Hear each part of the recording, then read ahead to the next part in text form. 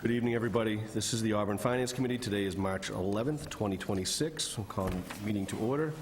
Allow me to read the open remote participation script. This open meeting of the Town of Auburn Finance Committee is being conducted both in person and remotely, consistent with Chapter 107 of the Acts of 2022, which suspends the requirement of the open meeting law to have all meetings in a publicly accessible physical location. Further, all members of public bodies are allowed to participate remotely as long as reasonable public access is afforded so that the public can follow along with the deliberations of the meeting.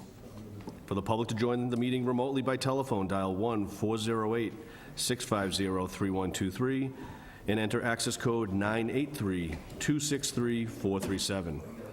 Or the public can join via computer at meet.goto.com/Auburn Select Board Room. All supporting materials that have been provided to members of this body are available on the town's website. The public is encouraged to follow along using the posted agenda. Please note that this meeting is being recorded by Auburn Cable Television. Is there anyone else recording the meeting? Seeing none. There is nobody appearing remotely this evening, so we are good with doing a roll call relative to that. We have a couple transfers to start off our agenda this evening. First one on the agenda is from the fire department, and this is I think it may have been out of order in our packet, but there was only two, so I'm sure you'll find it easily.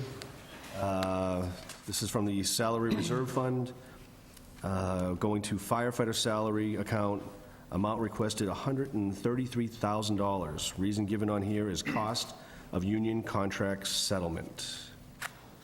Aaron, do you want to give us an update? I thought we're sort of beyond the settlements. I thought we had everything accounted for, but this one was still outstanding, is that? Yes, that's correct. This one was still outstanding. The deputy chief and I worked on this, made sure we had our numbers reconciled, and this is the amount to fulfill for the contract settlement. Any questions on this one, Michael? So I just went and looked, and for 2026, we appropriated $480,000 for salary reserve. How much of that have we transferred out of salary reserve? The numbers on the summary budget, I'm assuming, or in the budget book, I hope are not right, because it looks like we've already expended $479 as of February 17th. And if that's true, we would obviously be way over for the year. So again, just, do you know how much we've spent? I do. Yeah, I have the balances. Out of the $480,000 that was appropriated, $189,431 was transferred. So the balance before the $133 is $290,569. Wonderful. Thank you. You're welcome. Motion to approve. Second. No additional questions on this one? So we have. I'm really sick of the $100,000 transfers coming from fire, so I really just want to move on the budget tonight. And I'm disappointed that the fire chief isn't here, even though we had some kind of pre-warning of this.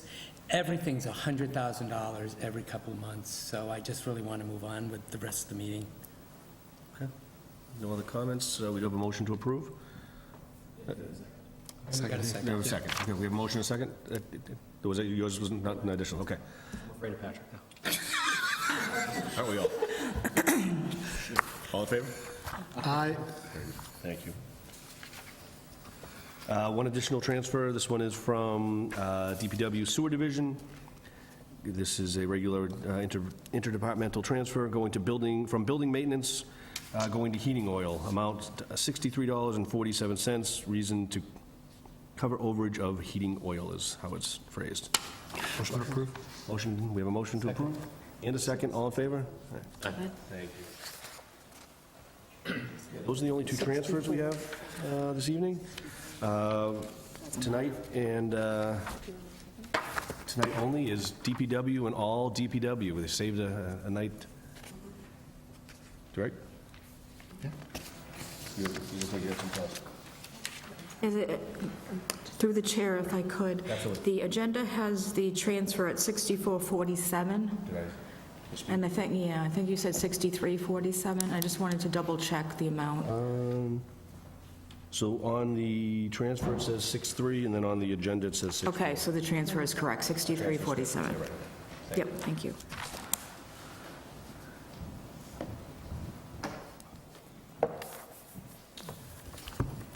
Joanna, could I just interrupt one moment? I did mention to the town manager before we get started, I apologize. So I did have a question, and as I'm sort of slowly digesting the budget and kind of reviewing some of the stuff week to week, I did have a question relative to this year. We were able to take, I think it was 2.3 million from free cash and apply it towards the budget, which has allowed us to stay below the 2.5% threshold. However, and I think that was a smart move, and it was based on questions as to how much we were keeping in that account and fiscal policies and a lot of good reasons to utilize that money. My concern, I think, as I digest this and as we see asks for, when we see these changes between department heads and what they've requested and what has been agreed upon, your recommendations, is what does the future bring? Should next year we are not in a position to apply monies from free cash towards budgets, what does that look like for us? And my concern is that, as we look and people are asking for additional positions, are we going to be able to sustain that moving forward in future years? And I apologize for sort of just throwing this, but it's been, as I've reviewed this week, it's sort of been weighing on me a little bit. No, that's okay. Through the chair, it's a great question, and it's something that I think about all the time, and I know Karen does as well. Our current request is sustainable as it relates to the operating budget. We will not be able to use free cash in the future to supplement the capital budget. So what we're doing this year is we have additional expenditures in the capital budget, you'll see in the CIP, that we won't be able, it's not going to be sustainable for the future. We have 13 million in our free cash. It made sense to use a portion of that versus borrowing and paying interest charges, and much like our conversation that we had with the fire station. But we are developing financial policies. We have them in place, but we are updating them with DLR and working with them to determine best practices on free cash stabilization, when to use it, when not to use it. I did yesterday, because I do think about this all the time, I went online. If you go on the state website, you can look up everyone's free cash for every town in Massachusetts for the past 10 years. Well, there I was, going through every town. And I think we're in a good place, but I know for a fact we cannot use $2.9 million in free cash next year. It's just not possible. What's going to happen is, as costs continue to rise, well, first of all, we're going to try to mitigate any increase in costs as much as we can, but we'll get closer to the 2.5%. I was able this year to stay below it somewhat because of the use of free cash. And if you notice under the CIP, especially for DPW, I was able to move the funds for the roadway from tax levy into CIP. And I did that because I have the free cash. Next year, I may not do that. And it all depends on the cost of what we need to do for roadway work, what we get for Chapter 90, because we're getting another allotment for Chapter 90, and what we have for growth.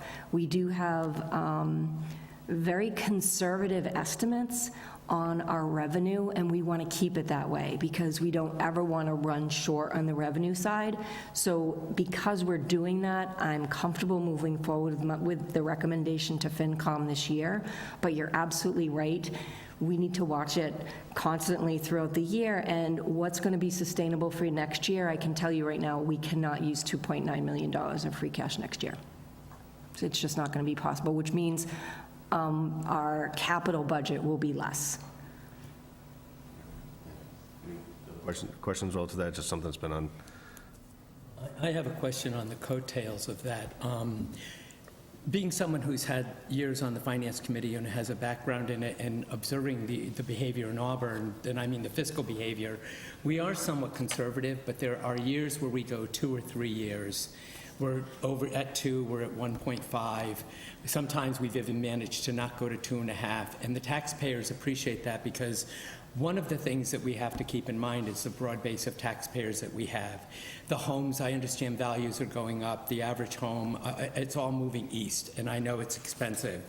But one of the challenges that I think this administration has to give some thought to going forward, and I include the Board of Selectmen because they're the group that work with you to set some of those goals, is that we can't keep going to 2.5 every single year. In the last 5 years, we've gone up $10 million.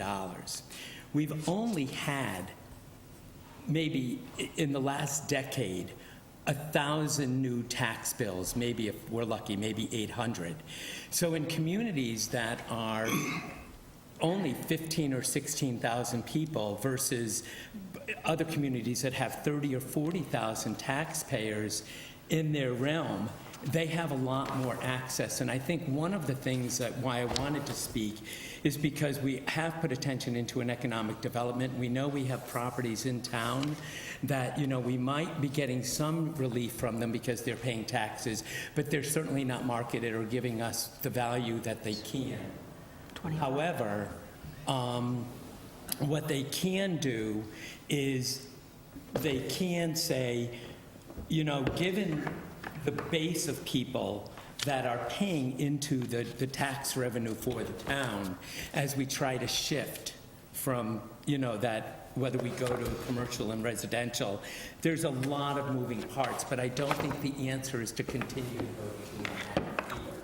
And I think I completely understand that, you know, that we were very wise and we needed to be fiscally prudent not to use that towards our operating budget.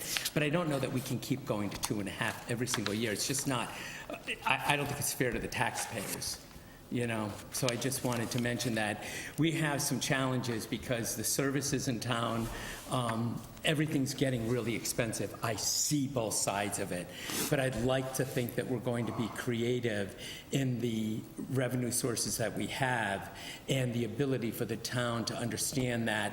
And I'll just be, you know, just as bold to say it, but you can't expect some of the employees, as much as we don't want to lose to training and retention and having to move on. We can't pay salaries where communities that we could lose them to have a much stronger tax base to pay them another 10 or 20 or 30.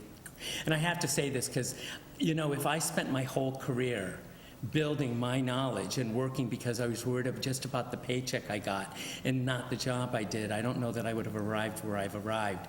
But I know it's a different world today. I know today it's on first and foremost, it's, you know, people will just jump ship and move to another place because they pay more.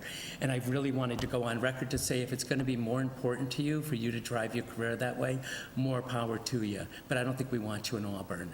I just want to recognize that I think from back to Julie, through Ed to yourself, I thought you did an incredible job with what you inherited. And I know you're fiscally confident.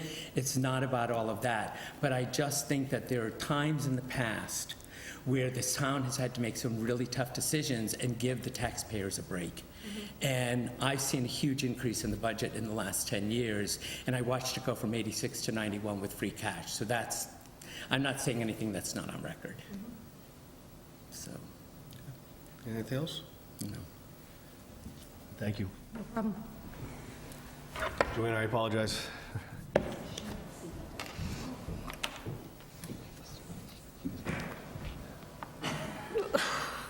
Chair that sinks to the bottom, or you all set? I'm used to being short, it's fine. Good evening. Good evening. Did you want to give a presentation on your budget, or how would you like to? So I don't have a presentation, I have a couple of slides that kind of explain where I am, but, I mean, it's, I'd like to proceed. We're okay. So if we could, are we doing the budget and the CIP at the same time, or? We've usually been going through the budgets first, and then CIP items, we've sort of been touching on them, and you probably have some, so I assume we'll touch upon those at the end of the Great, budget. thank you. So, actually, the first, my first division is engineering and stormwater, and that, I mean, the biggest difference is the roadways, which everybody typically wants to hear about anyways. So I prepared a little spreadsheet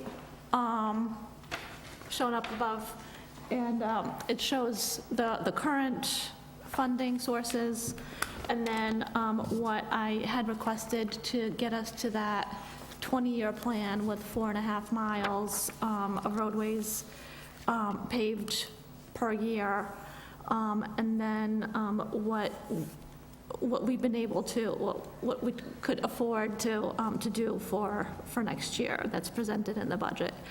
So in the engineer's budget, you'll see that there's a decrease in roadway reconstruction from $507,000 to $150,000. And so that's been shifted over more towards CIP. So even though that's been decreased in the budget, the overall sum isn't decreased. And I can explain a little bit further. So the Chapter 90 funds, I kept them the same. I'm not really sure. I haven't really heard anything about the supplemental funding. The 920 somewhat thousand that we just received a letter from the state that although it's not, it hasn't been voted on yet, it hasn't been passed yet, our apportionment would be $923,488,000. So that's less than this, but I'm not sure if we would get the supplemental funding that we did last year. Do you know where we started last year compared to where we ended up? So where that, how that 923 relates to? So that would be that original, so we were around that same mark last year, and then the difference was the supplemental funding that we received. And I haven't heard anything about the supplemental funding. So, so as you can see, this year, we had enough funds to reconstruct the equivalent of 3.1 miles. That wasn't done just because even though I'm calling it roadway reconstruction, there's a lot of drainage funding that we've always included in our roadway projects because as we do our roads, we're also reconstructing all of our drainage infrastructure wherever it's needed or adding new drainage infrastructure. And this year, there were several areas in town that we were just purely doing drainage because we were having issues. Can you clarify that? So you're saying we spent the equivalent of what it would cost to repave or reconstruct 3.1 miles, but we're getting, I'm assuming, less than that? So yes, so we paved about 2 miles last year, and then the remaining portion was appropriated towards drainage improvements. So there were some major drainage improvements off-site on Meadowbrook, off of Meadowbrook Road, as well as on Meadowbrook Road. We're going to be doing some drainage improvements. The contractor ran out of time, so he's going to be continuing in the spring on Packagug Street. And then there were some additional drainage that was added on, I think, Chestnut. So similar to that question, on a roadway project, it's not, when you're talking about redoing a roadway by miles, it's largely how much asphalt, repaving, but it's not including the drainage component. So I based these numbers on $130 per linear foot, and that's our average costs for our previous contract, and we included drainage in our previous contract. So even though, our contract is made up of a few pages of itemized. It's an itemized list. So so instead of just purely basing it on asphalt, because there's so many other components in that contract. Everything's itemized. We basically just looked at the average cost, which also includes the drainage. But I couldn't do, So we've had to just, is what we're saying that we've done 2 miles of like everything, and then Additional, the funding equivalent to a mile of roads just to fix drainage issues? correct. I think like, it's going to be similar, so do my own math. I couldn't take 131 and figure out how far we were going to get this year because there's drainage costs along the way, varying on, depending on the roadway, on how many catch basins there are and things of that nature. Right, so it's an average. So we, if we were looking at, so the projected costs or the projected miles, the 4.5 miles and the 3.5 at the bottom of the chart would include drainage improvements. But only in places where you're reconstructing the road, not Right. any unforeseen other drainage issues, of which I'm sure we have at least a few that you're aware of. Correct, and I know that, so one of our roads that is on the list this year is South Street between Central and Route 20, and that's very drainage heavy. There's a lot of drainage there, so that's. So we're not going to get anywhere close to 3.5, is what you're saying? Not to be like negative about it, but It depends, well, we're actually, maybe just because we're also milling and overlaying Auburn Street, so there's no drainage there at all. how many miles are in town of roads that we are responsible for? 90 miles? Okay. So even, sorry, go ahead. But I was just going to say, so largely, based on the time frame since some of these roads have been redone, do you find that almost all of them are in need of drainage work as well? I think most of Catch the, basins start to deteriorate, just like a roadway deteriorates, right, based on water and travel over them and... most of them, so historically, a lot of times the highway department would actually construct catch basins. So they actually built them out of barrel block. Those are the ones that typically just deteriorate and fall apart, and that's what's sinking. Right now, we're replacing those with precast structures that have much better longevity. In the past, corrugated metal pipe was used, and if we see corrugated metal, we're replacing it just because we know that it's not lasting, and most likely the bottom of the pipe is gone. But you're not surprised when you go to a roadway to review it for, you just gave the example south between Central and Route 20. You're not going to be surprised that most of those drainages are probably going to need some attention, if not all. Yes, and we try not to be surprised during construction because we've already looked inside the structures.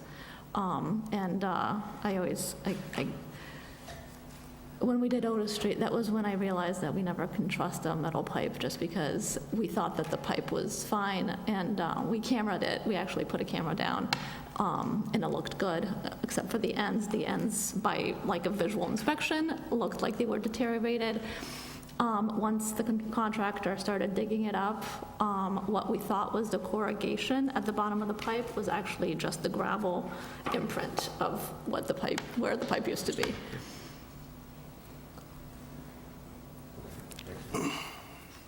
Just last year at this time and the year before at this time, we talked about getting a return on the work that the DPW does. Unfortunately, the product and everything has changed over time, and when we work on our roads, we just don't get the same return on the asphalt and all of the effort that goes into it. It diminishes each year. So this is just showing the trend.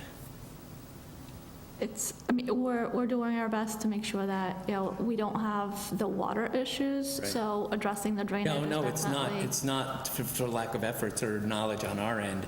It's what's available to us in the marketplace. And I know I've heard other people that have commutes and they'll go down a road and, it was paved 3 years ago, and that same road now, it looks like it did before it got paved because of so much traffic over 3 years. It just couldn't sustain. So, and Auburn's no different, right? We do have, there's a lot of variables, but yeah, we have so much traffic in town, and I'm seeing some differences, from different streets, depending on the gravel underneath, if it's very fine material, it just traps water, so the frost heaves are just gonna, after a couple of years, it just falls apart. Just since you brought that up, I know we have to put out to bid, but do you assess the work of the contractors going forward? So if you see, like you just said, 2 years in and there's already a road that was just done starting to deteriorate, do we inspect the work as it's done to ensure the right base is put down, the right, is there an ability to inspect the mix? I know sometimes the mixes can vary from plant to plant, just to ensure that there's, a lot of money and effort being expended because the taxpayers are, this is one of their number one things is, where's my road on the list? I mean, every year they look for and then they get, at a minimum, disappointed that they're not on the list. Is that a good way of saying it? Yeah. At a minimum. That they're not on the list. So it's clearly, but if we're going to expend the money, we want to ensure that that roadway is going to last, because if you do 20-year plan, it's going to be a long time before they could potentially get back on the list to have it redone. So I guess Yes. my question is, the bidding process, do we ensure that it's being done well? Do we ensure that we like the mix that's being put down? Is there a quality control to ensure we're getting the most out of that purchase? So, yeah, so we have, we get the slips from the actual plant, so we know what we're bringing, what was put down. Whenever any pavement is put down, we have one of our employees on site to inspect it as it's getting put down. And that actually brings me to one of the line items that we had requested, and we were lucky to be able to fund, is we have the part-time wages in the engineer's line item, the $12,000. So we're hoping to get an intern over the summer that would free up one of our engineers to be able to oversee some of the other projects and do some of the more in-office construction admin, and have a junior level engineer that's still in college. They would have a little bit more experience, but they can also quantify what's being put down and see, measure the depth as it's going down, make sure that they're. Who's doing the quality control? The intern or the experienced engineer is going to? So the intern, so the college, the college engineer student, they would be on the site. That's basically a making of a good engineer, is like the construction experience. You never want to be, just looking at plans. You want to be able to see the construction, but it's not something that's very difficult to measure, because they can measure the thickness. And with a list of instructions that we have, they could, they have a checklist of what to look for. The tutelage, hopefully, of somebody more senior that can Right. show them what pea stone is compared to gravel. Absolutely. And Sure. Trevor, did you have a question? I'm sorry. Yeah, just in totality, obviously, we're talking about a plan, obviously, 20-year plan, and, missing marks last year. Potentially, we're talking about high drainage areas where we may not lose mileage this year. How are we doing on staying on track with that? Are we concerned that we're not going to be able to make that, or, I guess, what's kind of the current progress on that plan, and do we still feel confident we can manage it? Are we going towards like big dig territory where we're talking? so, in 2011, around about that timeframe, the 20-year paving plan was introduced, and through there were some supplemental things that happened. The state had some projects, so we were able to kind of start off with we had a good start. I remember we had planned on paving Vine Street, and as part of the state project, they paved it. So we didn't need to expend the funds at that time. Since then, the amount of roads that we've been able to do has been decreasing because the prices have gone up. We've gotten more Chapter 90 funds, that's gone up, but not at the rate of the increase in prices. So where we were, what the plan was to pave 4 miles of road, we were paving, 3 to 2, last year was 2. Like, doesn't really answer the question in terms of like, if it's 90 miles that you said we're responsible for, in over the 20 years we're planning to do all 90 miles, where you said 2011, so we're 15 years into that, so. So we're definitely behind on, I guess that's kind of is, where are we at up, and how much more do we have left, and how long do we think, because obviously the expectation if we're behind isn't going to be that it all gets done in the next 5 years, so where? so I'm looking at it as a rolling, the lifespan of a pulverized road is about 25 years, where you don't want, to go much further than that. Typically, some roads they stay great for longer than that, and some deteriorate a lot faster, but an average of 20 years. So we're going to have worse roads that are in worse condition, and it's going to take us longer to get to that, get to them in that amount of time. So even though it's, we planned on having all the roads done in 20 years, and then after 20 years, we're back to doing the same roads again, it's going to be stretched out more. Do you have a number as to where we're at, or is that information that you'd be, if someone were to go back to, say, to 2011 and look and say, get us the progress on where we're at, and so we can see that? I apologize. I think he's asking, if you don't mind, I think he's asking how many miles have we paved since 2011?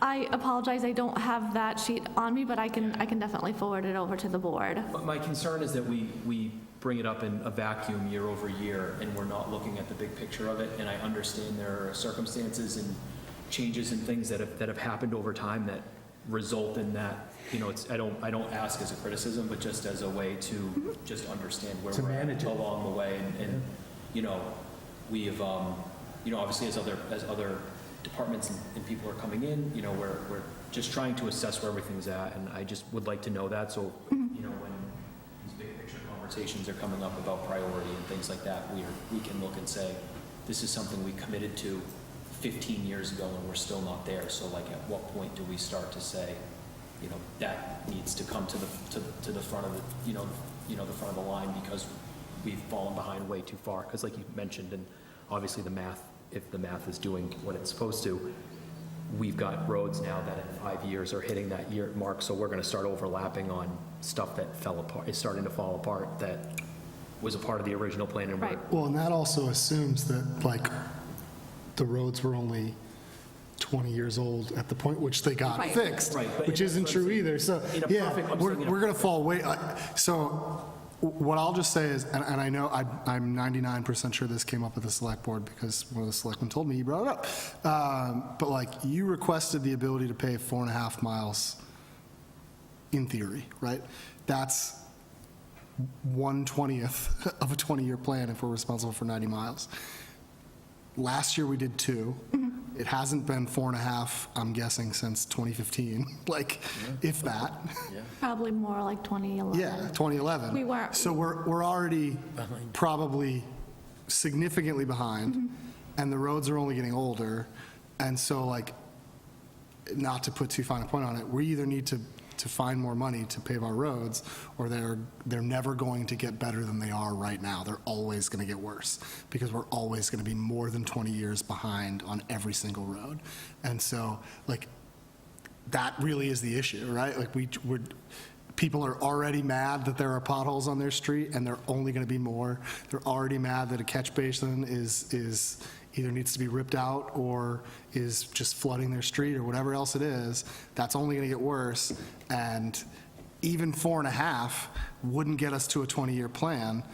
And on top of that, it sounds like every year, out of the 4.5, we have to pull some money and say, actually, this needs to go to drainage because that drainage is bad, or this needs to go to this project. So like, we should be aiming for 5 or 6 miles a year so that we can get to 90 miles over the course of 20 years. Because we're not going to get, even if we budgeted 4.5, we're not going to get to 90 in 20 years. It's not going to happen, based on what you're telling me. Like that, you can't expect it to get better. No, So, it's not going to get better. At this point, the majority of our roadway work is pulverizing it.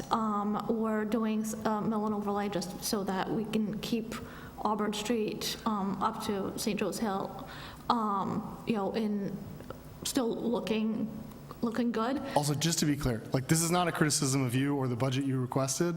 Like, it's to the same point, like, to talk about the sort of global issue and people get upset when their taxes go up. If anyone is watching, like, if you don't pay more taxes, the roads will continue to get worse. That's a fact.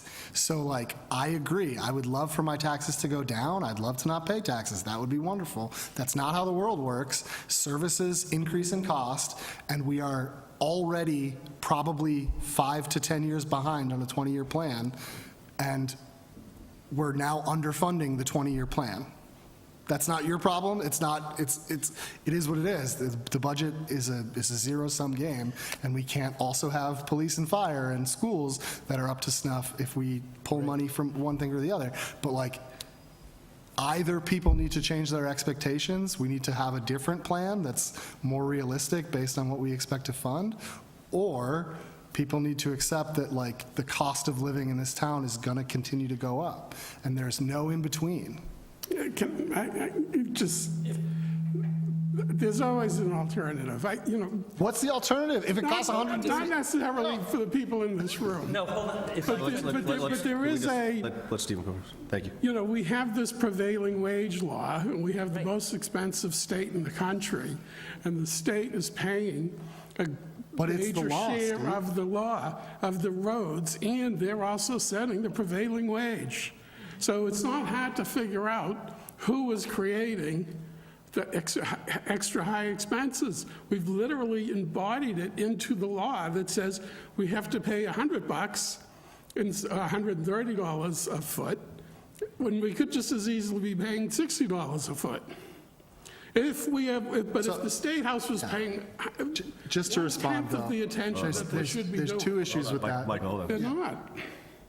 Patrick? If I could, through the chair, and Mike, you make an excellent point, but we have prevailing wage, but we also have union contracts, we have payroll percentages that every year there's increases. And none of those are the purview of the Finance Committee, Well, so no, we I'm should, not we saying shouldn't that. talk about it. No, but what I It's not our- can't it's say... not our- it's not our business. No, you don't have to tell me as a Finance Committee member what I can or can't talk about. And what I'm saying is that there's a lot more things that go on in this town, whether it's health benefits, whether it's payroll, there are expenses. And our taxpayers, I can't talk about it because the taxpayers go to payroll, just like the tax dollars go to roads. So to my peer's point, Steve, and to the point of the money, I'm an independent person. I live in a home. I have a fixed income. I have to put food in my mouth. I have to pay for my mortgage. I have to pay my utilities. In its simplest form, if there were 8 of us that lived on the street, those 8 people would have to pay the payroll for the town. We'd have to pay our water bill. We would have to pay for our roads. So I can talk about it in the sense that, and to quote a selectman who did say during the budget process, that I guess sometimes I'd rather forgo a cost of living increase and know that I didn't have to lay anybody off. And that I had 3 people to help me do my job instead of 1, because, so payroll is on the table, not for any other reason. That is done, it is a part of the taxpayer base. And to Steve's point, at some point we have to think about the allocation of our money. It just like payroll, the streets and everything else are a part of an expense. That's how I'm recognizing it. It's an expense to the taxpayer, so I can talk about it. Mike? I apologize for saying you shouldn't talk. I'm not trying to say you can't talk about a specific topic. What I'm trying to say is we have a a purpose as a finance committee. It is not to opine on state law. Prevailing wage is the law of the state. I don't want to talk about it because it's not worth talking about. We can't pay less than it, so don't bring it up, is how I feel. And maybe I am saying don't talk about it, so I apologize. But We don't work for the state. not for me, like, not as a finance committee member. Like, we're here to talk about the Auburn Town budget, and the Auburn Town budget says we have to spend $130 to pave a linear foot. We have not given ourselves enough money to pave 4.5 miles. We are falling behind on the plan.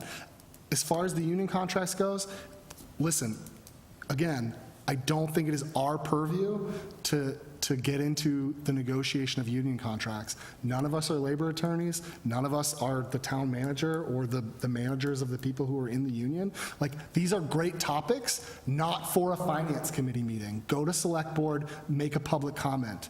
Our purview right now is we raise X amount of dollars, how do we spend them in town? I love the soapbox stuff, and I agree with 99% of the things that you guys say. That's not what this meeting is for.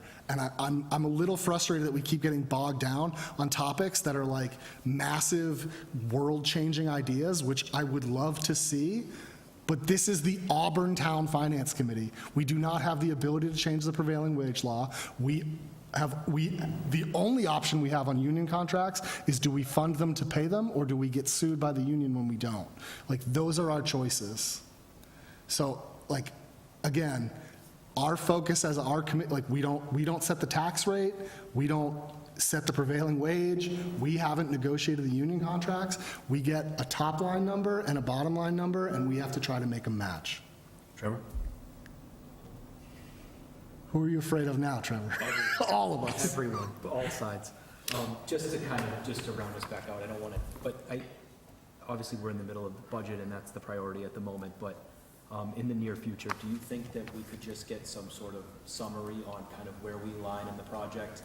Maybe kind of I don't want to say plan A, plan B, plan C, but some sort of like, where could we adjust this to realign?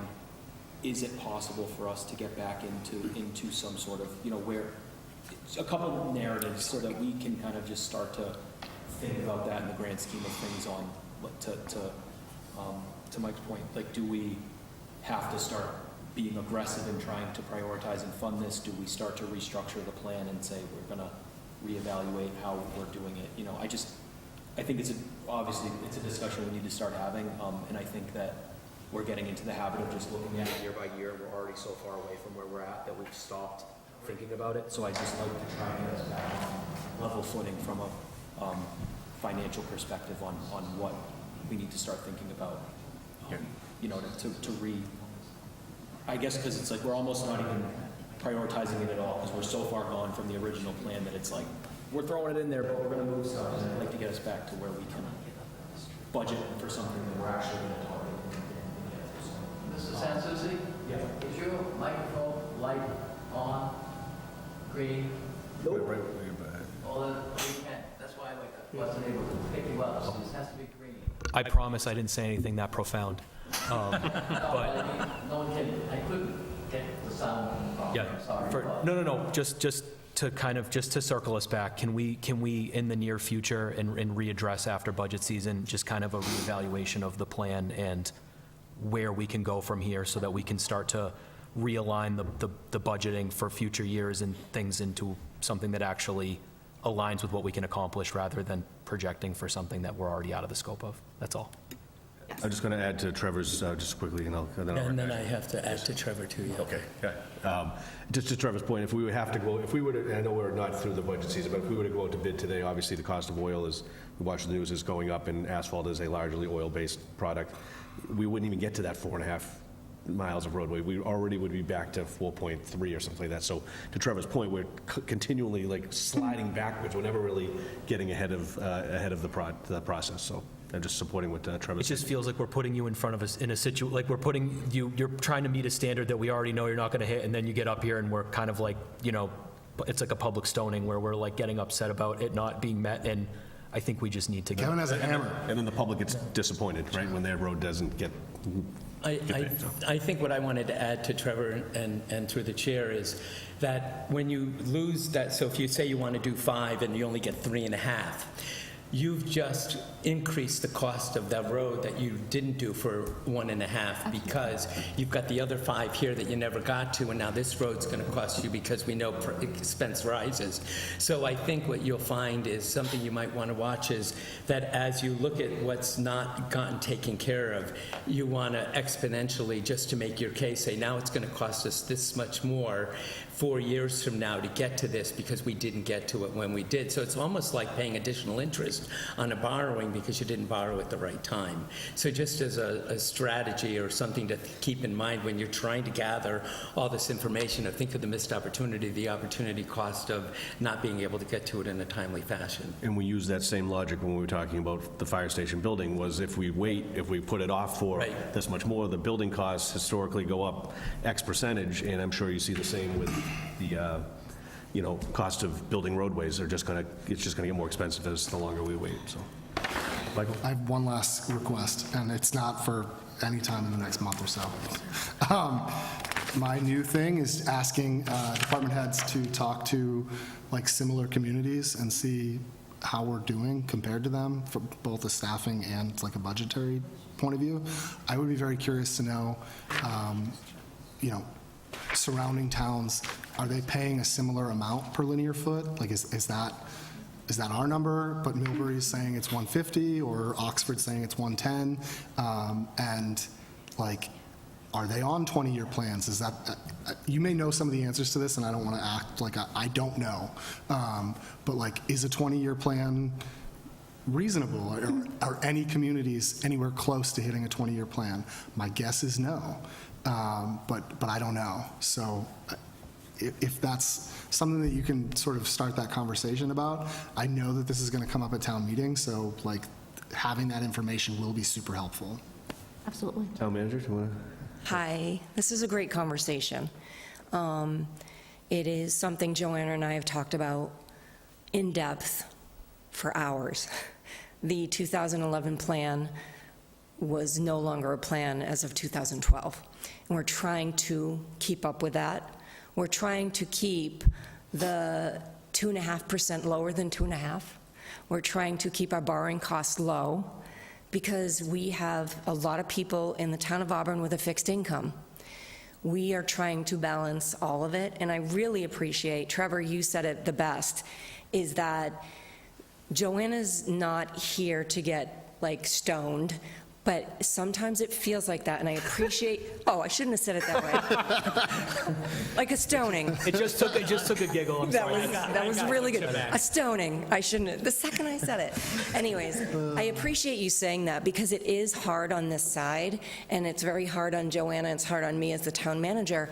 We aren't getting there in regards to the roadways. We want to so bad, but we have a lot of restrictions, and it's, Kevin, you said it, if we went out to bid today, because of what's going on in the country and the cost of oil, again, it's going to throw everything off track. So I do appreciate the request for additional information, and I think, I know I've spoken to Joanna about this, providing the Board of Selectmen and FinCom with updates on things like this, because these are the things that are very important to our residents. Very important. They're important to me as I drive. Like, the roads are not great.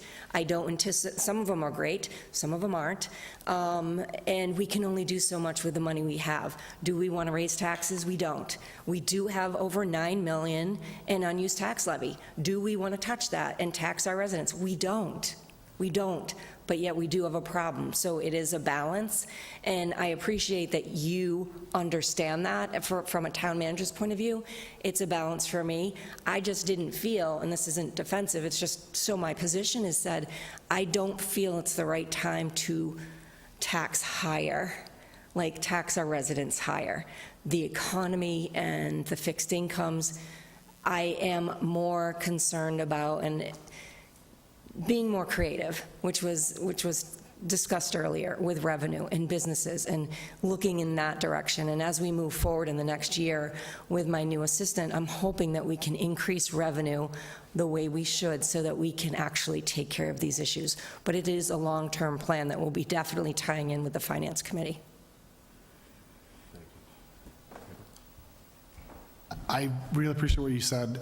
I want to say something, I don't know how to say it without it sounding the way it's going to sound, but now is not the time to increase taxes. The fact that we have $9 million in unused tax levy and we've saved the taxpayers, Ed used to give the number every year, and it's a very popular number. That's why we're in the situation we're in. That's why we have budgets that haven't increased in a long time, and department heads who are coming here and saying, I need 4 new police officers, and I need 8 new firefighters, and I need $5 million if I'm going to actually hit a 20-year plan on roads. And it's because now is not the time to hit 2.5. The time to hit 2.5 was when we were in a good economy, and we didn't. And many, like to Patrick's point earlier, many communities have hit 2.5 every single year, every year. And I get that, like, our property values are going up. I would love to see someone run an analysis on whether our property values have gone up more than, like, the communities that are taxing at 2.5, because I sort of doubt it. We live in a popular spot next to the second largest city in New England. Like, it's gonna be expensive here. That's the truth. And it's a good community. But we're in the budget hole we are in now, not because we've been fiscally irresponsible, but because it is very popular to keep taxes low, but keeping taxes low puts a ceiling on what you can spend money on, and if you don't spend the money, it will eventually happen no matter what. We're probably 25 to 30 miles behind our plan for 20 years. That means in the next 5 years, we'd have to pave 40 miles of road to hit the 20-year plan. It's not going to happen. Everybody knows that, and we're just acting like that's okay. Like, that's insane. We have $9 million in unused tax levy. I wish I had the number in front of me that Ed used to give every year, but we've saved the taxpayers of this town literally tens of millions of dollars over the last 20 years. And now everyone's mad the taxes are going up and services are getting worse. Like, that's the reality is it's because we didn't spend the money. We could have been spending it. We could have been spending it for the last 15 years. A couple Trevor's been patiently waiting. Yeah, I just, because this kind of came up and you're bringing up a good point, Mike, and it kind of curtails into some previous, because I had some emails back and forth last week too, and I think previously, in terms of also, we were keeping the tax dollar was trying to keep that number as low as possible for a long time.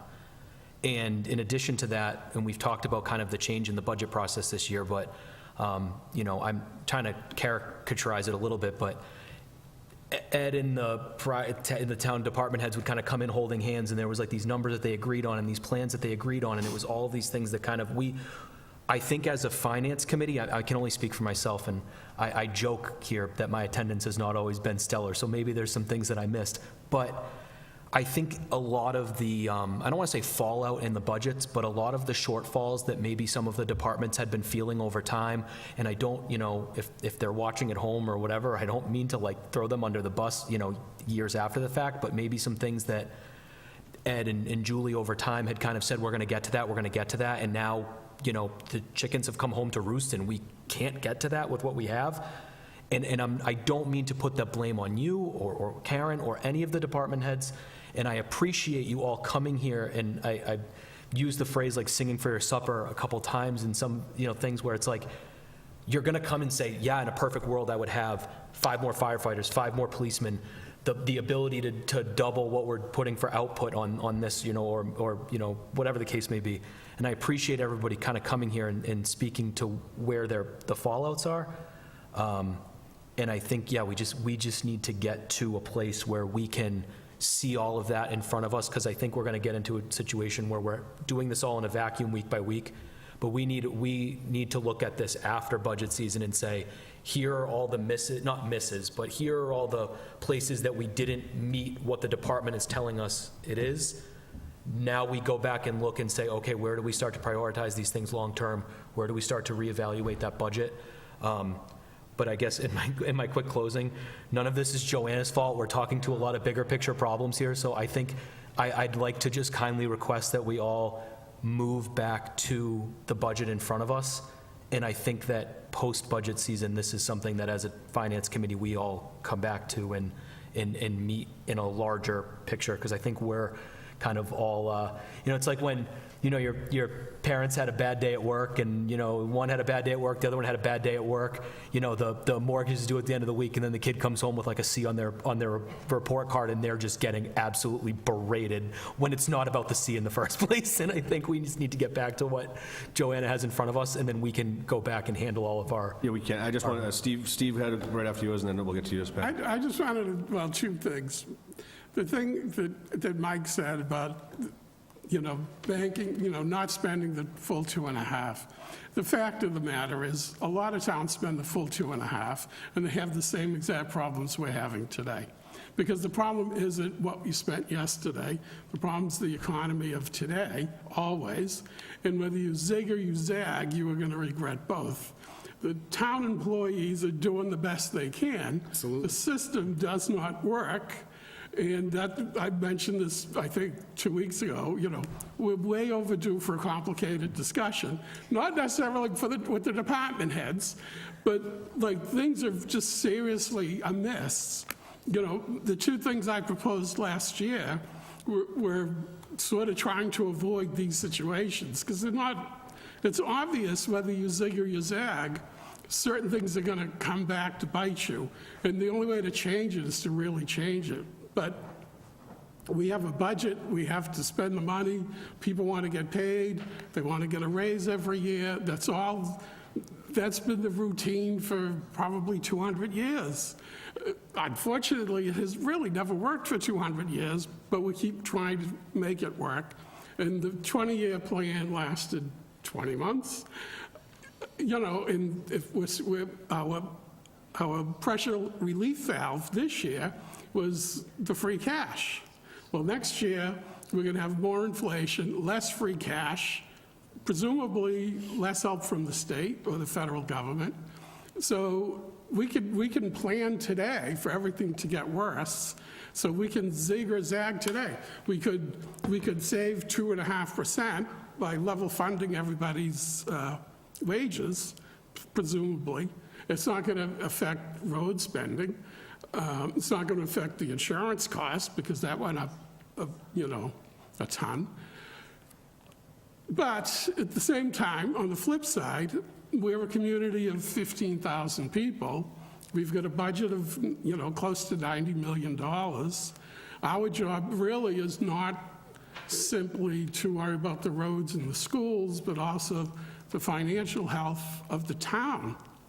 And that's a much vaguer thing than the tradition has been. The tradition has been to worry about just the town, the government of the town, as opposed to the whole town. What Patrick was saying is, or somebody said at the Board of Selectmen meeting, something like a third, maybe it was, I think a third of the people are in their 60s. So that means a third of the town is on fixed income. So the idea that everybody's going to, suck up the appreciation of the house that they're living in is kind of problematical, because their house is the same house they moved into, 20 or 30 years ago. So the fact that some outsider wants to come in and pay $500,000 or $1 million for the house, and then we're going to tax them for the new rates, which was, again, why I wanted to get off property tax. The system is just too unstable. The town employees are doing their absolute best. They should not be a punching bag by the federal government or the state government, but at the same time, we are playing by the rules that the state has set up for us. And some of these rules have massive contradictions. And if the towns do not say to the state, because they do represent us, they do work for us, if we don't push back, they will not move. But if we push back, they can move. And it's just a question of getting the unions and getting the businesses and getting the banks and getting the town government and getting the people in a conversation. That's kind of what we're trying to do, and we immediately run into, we don't have the authority, got to stay within the lines. At some point, we got to push through those lines. I know. That's not tonight, though, so let's. It's not please- tonight, I- but I agree. There are different things we can do. We're not neutered here. We choose to be neutered. That's a totally different thing.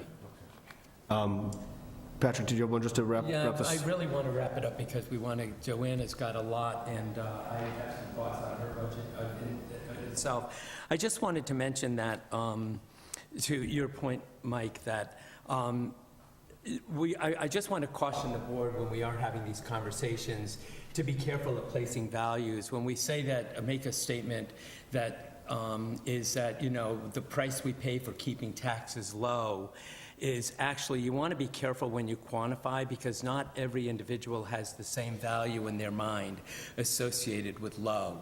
It might be of some impression that we've had taxes low for a lot of years and we didn't go into the levy limit.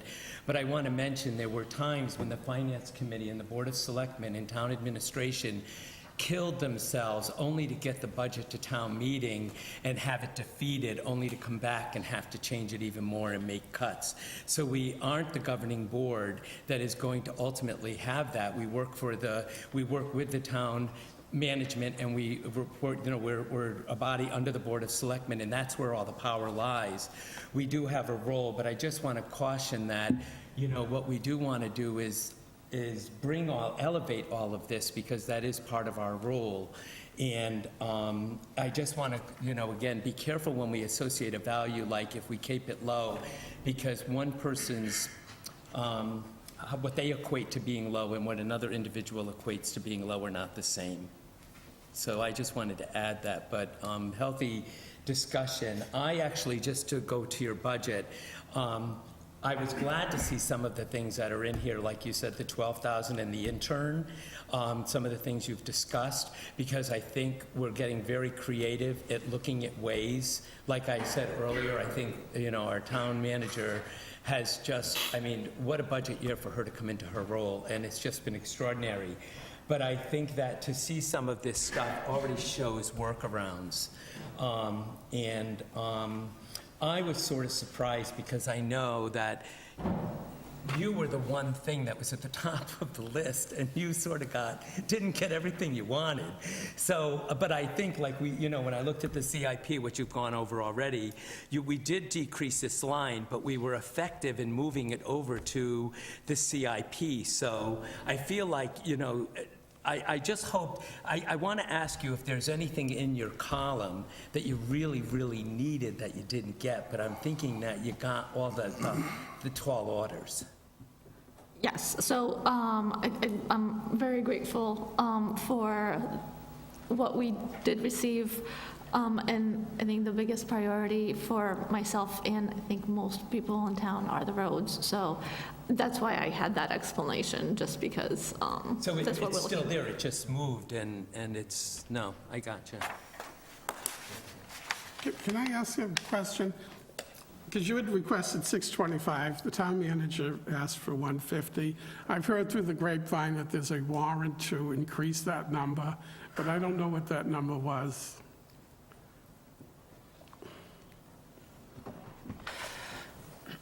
If I can, through the chair,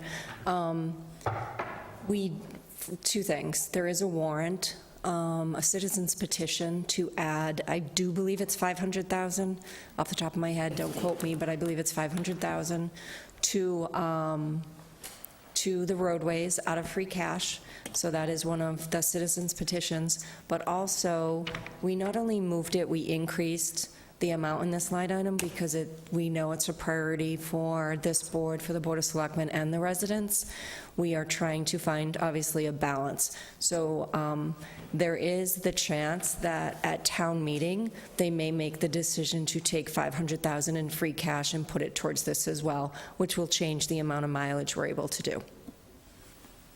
And the last thing, if I did the math right, a mile is about $880,000. Is that a good rule of thumb? 900? So this is less than this. This is going to be less than a mile. Separate. This is separate from the state funds. I don't have that calculation done out. I think largely, if your explanation was much of this cut here is roadway improvement is going to be over on the CIP, as opposed to this budget? Yes. Is that, the difference is that, the number listed here for road construction is going to be not close, but the CIP is where you're getting most of your road Yes. construction monies from. Funds are.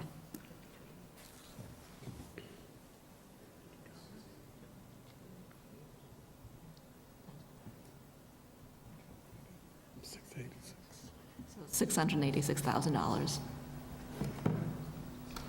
Anything else on engineering section of your budget that you wanted to discuss? Before we move on to stormwater, which I know is, before you were the DPW director, stormwater was your favorite thing to talk about when you come before us, so. So as far as engineering is concerned, the only other changes were the wages.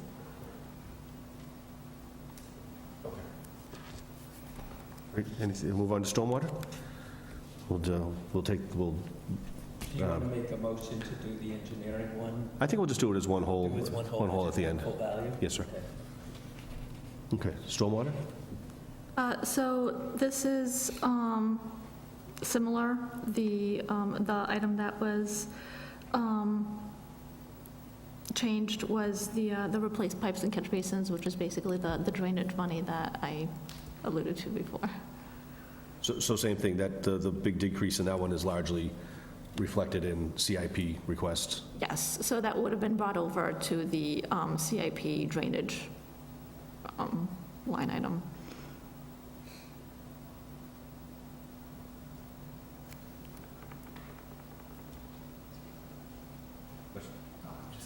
Oh, yeah. De-weeding of ponds, is there any reason we didn't, it seems like we didn't expend the full amount this past year, or do we still, is that, are we going to be utilizing that in the weeks and months to come before the end of the fiscal year? Yes, so they start their treatment in April. So that money is going to be expended during the rest of the year. Any questions on stormwater? Michael? This is a weird question, and it is like very specific, so I apologize. But I know that there's an invasive plant called Tree of Heaven that apparently has very deep roots that are awful and destroy pipes and like undercut roads and stormwater.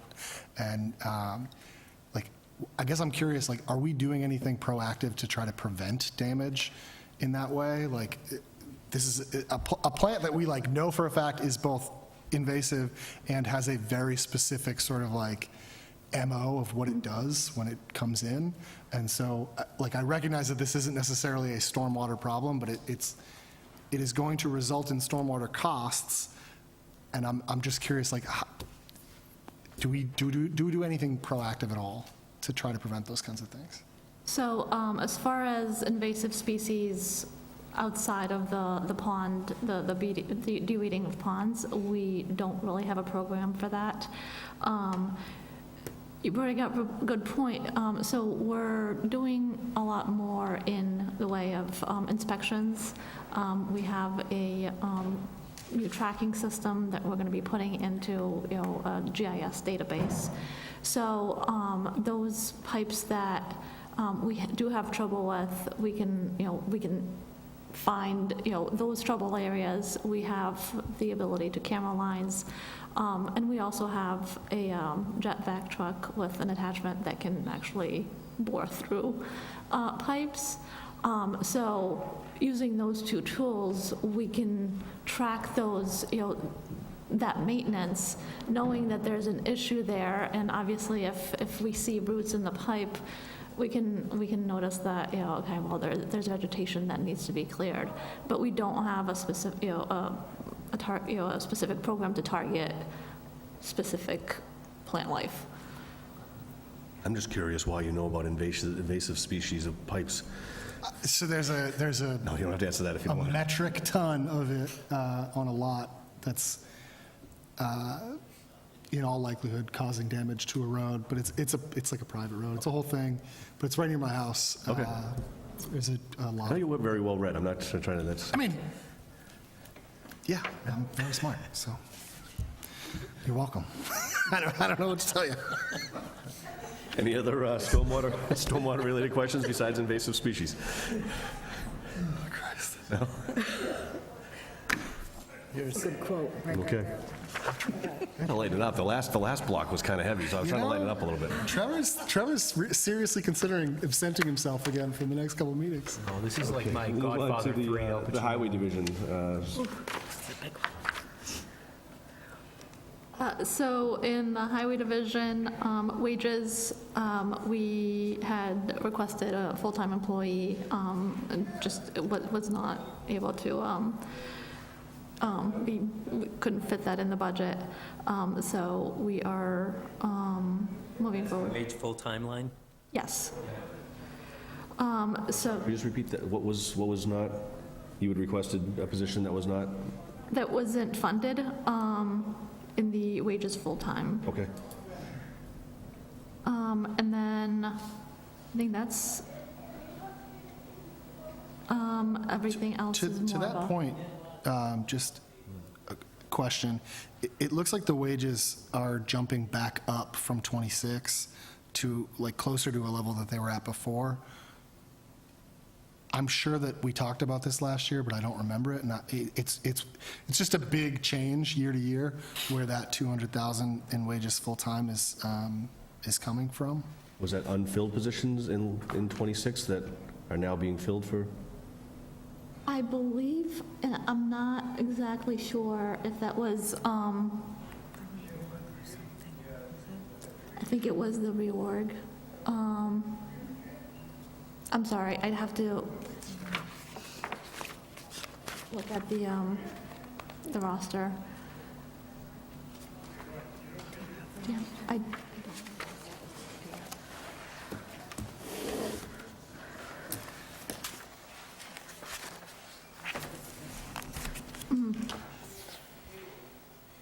So, yeah, so we have a new position that was removed. And I'm not really sure if that just is going to the contractual obligations or if the, I'm not sure if that had anything to do with the EVT position as well.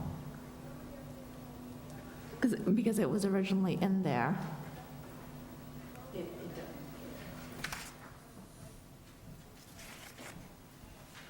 If I may, through the chair, we have an EVT position in our fire department that was currently budgeted out of the DPW budget.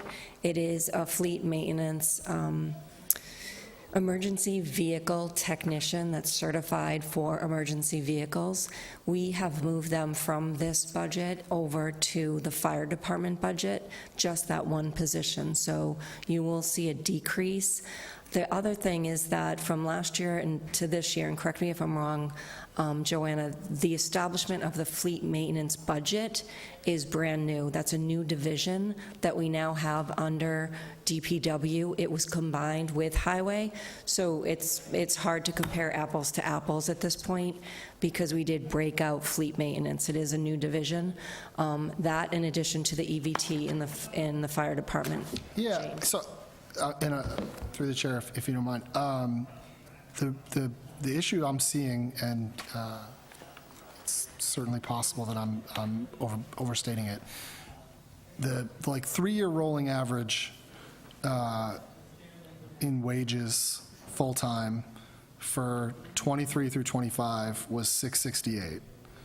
And then in 26, it dropped to 478,513 after town meeting. And now it's back up to 681. I'm not like necessarily concerned about that number as like a top line.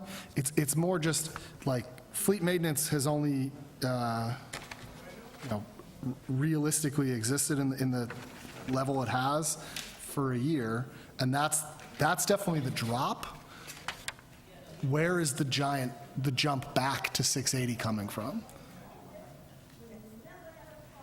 Because, I understand we had one position that was asked for and not not filled or not whatever, approved, and that explains the difference between the department request and the town manager's. But there's like $200,000 that looks like it moved to fleet maintenance and then comes back. And I'm assuming you don't have like 2 or 3 new guys in this budget, so I'm just concerned, like, did we accidentally double count some people? Because, I mean, and then if you look at the next page where the fleet maintenance is, that is not by a lot, but also going up next year. And so it's not like it came back.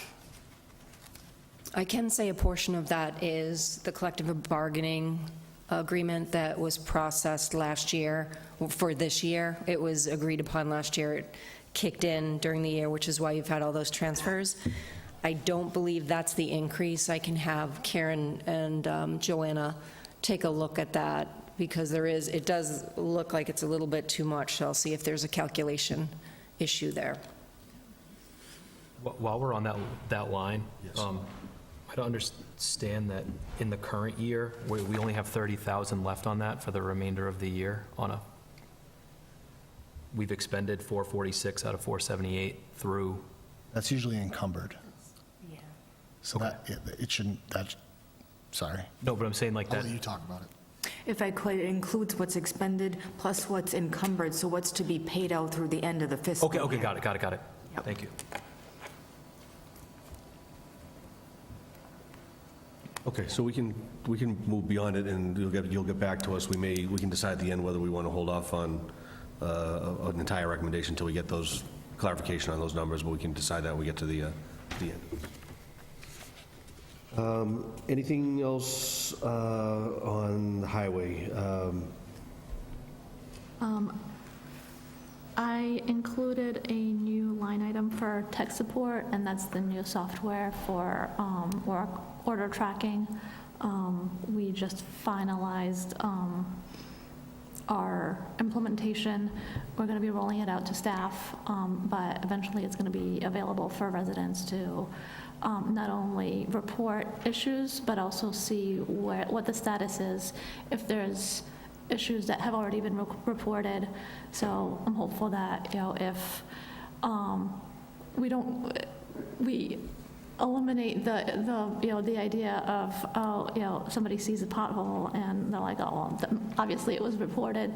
They can look, it hasn't been reported, so they can click on an area. I think this was brought up before this. So this system would have the ability to track requests for service, and then the work orders related to those requests as they move along. Am I correct in understanding the software? So yes, so you would be able to see if you requested a service, pothole filled, you can go back and see, yes, it was filled on this and this date. That's it. So currently it's just internal, but at some point it'll be external. If I call in a pothole on my street, I could actually see that it was assigned out to work and where it was in the queue, and sort of track it that way. Yes, and I'm not sure how much of that is going to be public facing, but you would be able to see this was reported, this was, in progress, and then it was closed out. Great. Yeah, I'd limit that if you can before people are fighting over where their pothole is in priority to the other person's pothole. Patrick? Since we're on highway and it triggered my thought, what's the year-to-date snow removal and salt and road care for this past winter? Do we even have the last storm in there? So we have the last storm, but we needed to, wording the... Sorry, I don't know if we've had introductions either, so. I apologize. This is Peter Boria. He is the Assistant DPW Director and Sewer Superintendent, so he took Nick's position.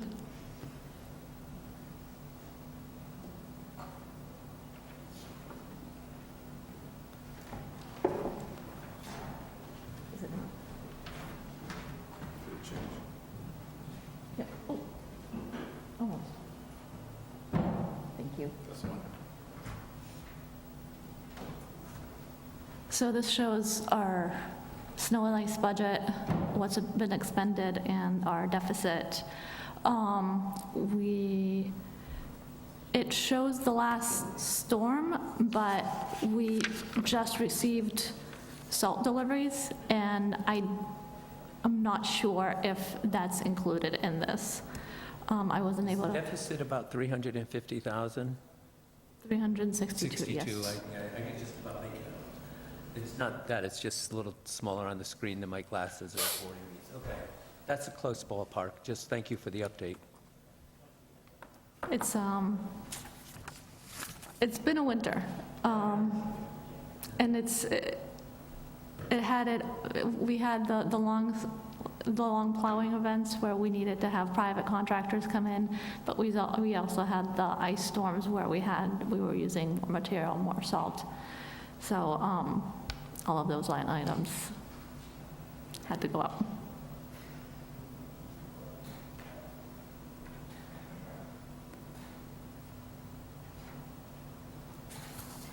Just, sorry, part-time wages on the, back to the highway budget, are those summer workers? Is that, what are part-time? I'm sorry. Down the lower part of the, It's just under 4250. Oh, so that's snow and ice, that, it would be the, I believe, I'm sorry, I'd have to,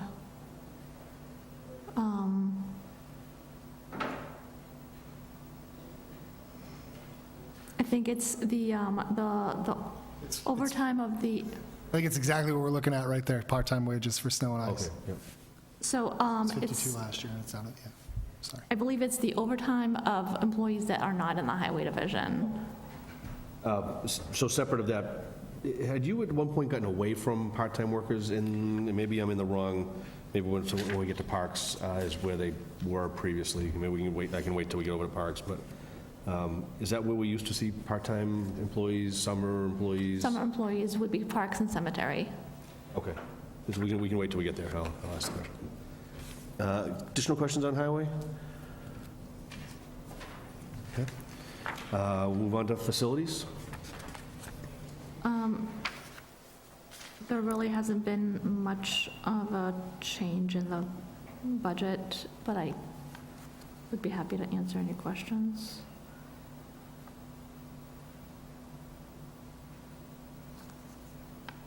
Facilities questions? I mean, certainly we hear that small group does a tremendous amount of work around town.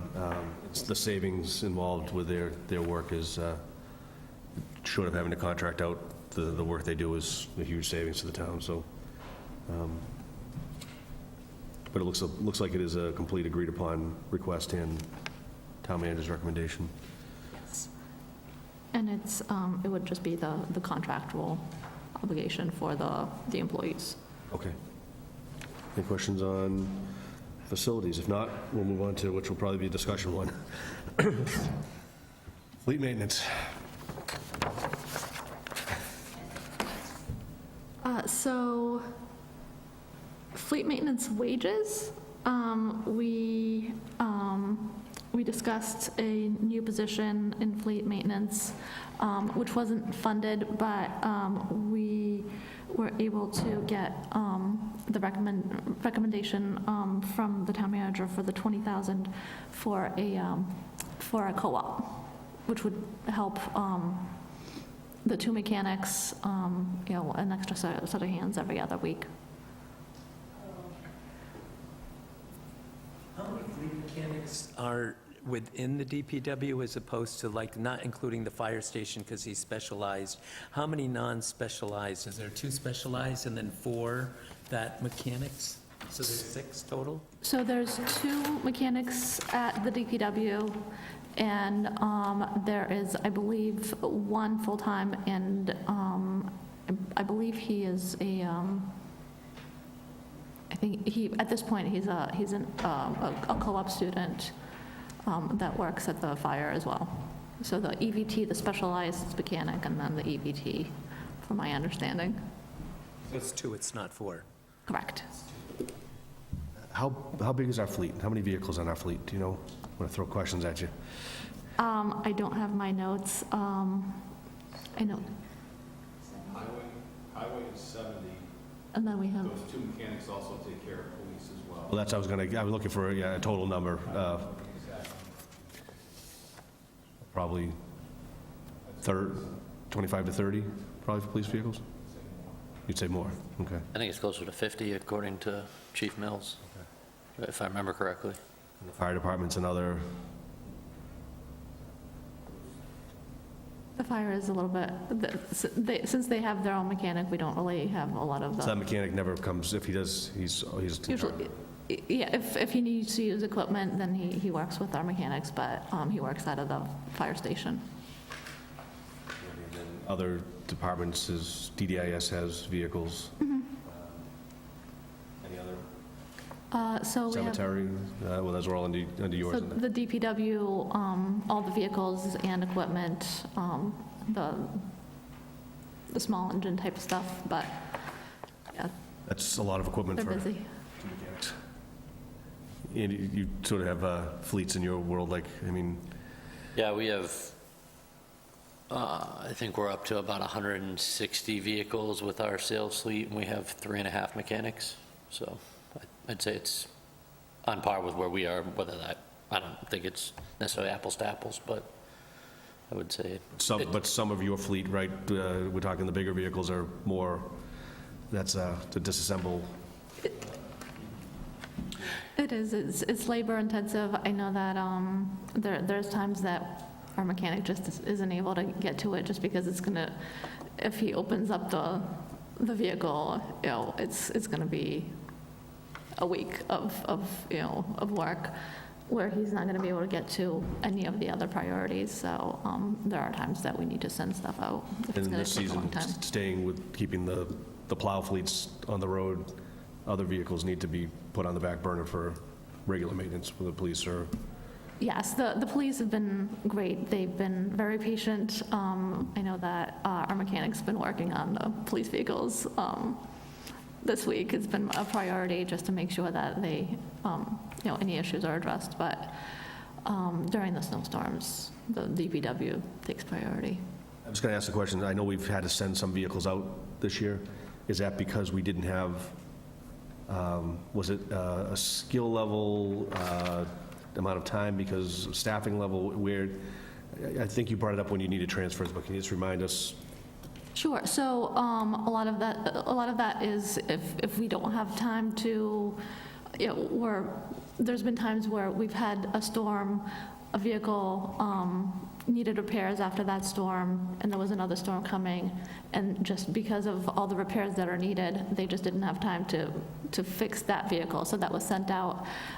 There's also equipment that we don't have, specialized equipment that, in the future, we'd like to get, but that equipment would be required for some repairs. So some repairs, we just don't have the resources to fix yet, but we're working towards it.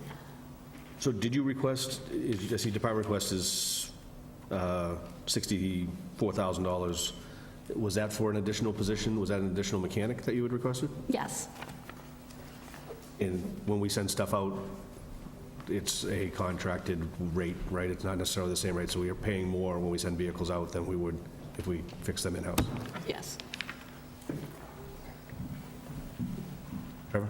This just kind of popped into my head, and it might be a wildly dumb question, so I apologize. I know in other areas of the town, we're able, and when you mentioned like co-ops, this kind of popped into my head, but we are able to outsource like carpentry work to Bay Paths departments and things like that. When you say co-op, is that like a student, are we tapping into Bay Path for students for that? Yes. And then a counter question to that is, are we able to utilize their department, or would we be able to for maybe like, obviously if there's some highly technical piece of equipment on a truck, we don't want to send that out to like, students that are learning like a more basic level thing, but is that something where we can utilize them to do work on town vehicles when we're at capacity, maybe to help kind of lower the burden on our mechanics, or just kind of balance out the work where it's like, hey, these things just need a couple hours worth of work. If we can get them out there, do they have the ability? They might be packed to the gills. I know that if you're a town, if you are in the neighboring towns, you can go to them for maintenance and things on your vehicles if you need it. So I'm curious to what extent we do use them, and is there availability for us to use them? And So I think, and I'm kind of, I don't have a lot of, I know I'm just kind of throwing it out, I'm just curious, like, it's not a, I don't have a lot of experience. We haven't really had a close relationship with Bay Path as a DPW.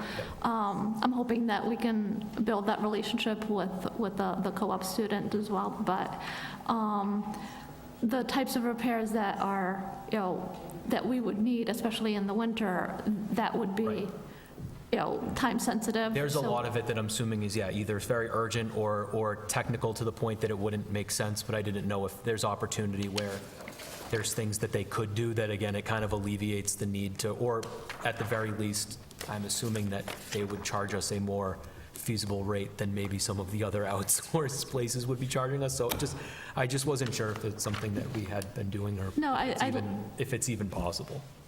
I think it might be possible, and I think that we can have those conversations with Bay Path in whether we have trucks that need those types of repairs when they are looking to teach those. I think that would be a great, mutual agreement that, I know there's also other towns too, and they're all of a sudden, like, they're doing stuff for us, then Oxford and Charlton and the Brookfields, they all want their trucks there too, so it could be a problem that creates a wait list, I don't know, but I just figured it was just popped in there when it came up. thank you. I have a couple. So on the wages, I am having trouble making this math. So there's obviously like a wage sheet behind the budget, and that's showing a fleet maintenance budget for wages of 294,098.45, which is neither the department request nor the town manager recommendation. It indicates that Kenneth, the fleet EVT, was moved to fire. I looked at the fire, and I don't see him on their wage table at all, so I'm not sure if that's part of this. And then, just, I guess, sort of setting that aside, it shows a senior and a junior, a fleet foreman and a fleet mechanic, and then a junior fleet mechanic, which was listed as new position, and that's the one that we're not filling this year? Correct. Okay, so there's just no way that these numbers are correct, I guess, is what I'm trying to say, either because some of these are being budgeted else, like, I don't know if we're pulling money from somewhere else or what, but, like, there's no combination of the numbers that are on the wage sheet that adds up to the numbers that are on the department request or the town manager request. So I'm just nervous that, like, that's just the one I've caught, but I don't know if, like, and we've already talked about the fact that there's 200,000 in highway that's too high. Yeah, go ahead, Karen. If I could, so if you look at the fleet, there are some items that are within the salary that aren't on the wage sheet. So say like the wages part-time and the overtime, those, and the fleet differential, those are not on this sheet. These are just the positions with the salaries. Yeah, understood. It's more just like 216,000, and then if you look at, 77, 70, Oh, I'm- 67, 64. Let me just clarify, the wage sheet that is here is what the department request was, not the town managers. So there's some position, if there is a position that wasn't funded, it's still in here for the department request, but taken out for the town managers. Yeah, understood. Even if we take out the new position, again, math is not at the top of my list, but I don't think these numbers add up to the right amount. Because if the fleet EVT moved and we only have two positions, that's 137,000, 138,000. With a new position, 138 plus 64 would be 202, right? Is that, am I losing it? Like, Can I- And then their clerical is already separated out into 13. That matches up perfectly. Go ahead. I can. So there's a combination of different backup. I did check the fire department budget, there is $77,774 under their salary item that says fleet maintenance. It is there, so just so you know Just that. it's not in that wage sheet, that's It's fine. not, Okay. right. So on this fleet maintenance, the 216,324 that's recommended by the town meeting manager is in the backup. If you look at the backup of the Yep. salary page, if you take the 294 that's there and subtract the fleet maintenance position, that equals the 216. So the number does work. It just,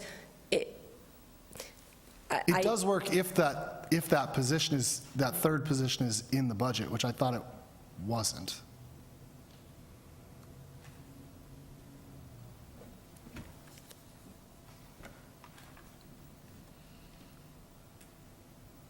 There are 3 positions, junior fleet, senior fleet, I think we went through this already. Junior fleet, senior fleet, and fleet foreman. And that equates to 216, 324. The 3 positions, not 2. Is that your, so That was my recommendation. am I just overthinking this, and you're saying we have 2 mechanics, but you weren't mentioning the foreman? One's not Foreman filled. included in your thought that you have 2 I'm positions? sorry, can I just take a look at the, We have 2 positions, one's not full, so there's actually 3, 2 are full. And it equals my is amount. this what I submitted, or was that the corrected vote? Wait, so is there one that was the one that you had sent over? No, the one that you had sent over to, Is that right? In that, yeah, then the 13 is the clerical line, so those 3 are gonna add up to that, and then she's saying that that 77 rolls up to You the know your finger? 294. Yeah. The 77 is actually getting paid out of fire, so it's not included in her request. This is filled, this is filled, and this is filled. Yeah, those 3 salaries only add up to $203,057. Right, and then you add the 13 from the... But the 13 has its own line, clerical? Yes, and that equals the 216. Okay. So the amount that I have right here, 216, is Either, all of this. either we're paying Michelle Johnson twice, which I fully support, or, Oh, I see what he's saying, yeah. right, there's, so Yeah. Michelle, Yeah. yeah. and just to like, I'm sorry, I am often not as clear as I would like to be, but we have a fleet foreman and a senior fleet mechanic. Do we have a second mechanic? Is that a position that you expected to be filled? That's the position that was not filled. That was So not- that is also in the budget, though, is what I'm saying. So if you're not hiring a junior mechanic, this is like $79,000 too high, and if you are hiring a junior mechanic, it's only $13,000 too high. So that definitely, but I'm saying,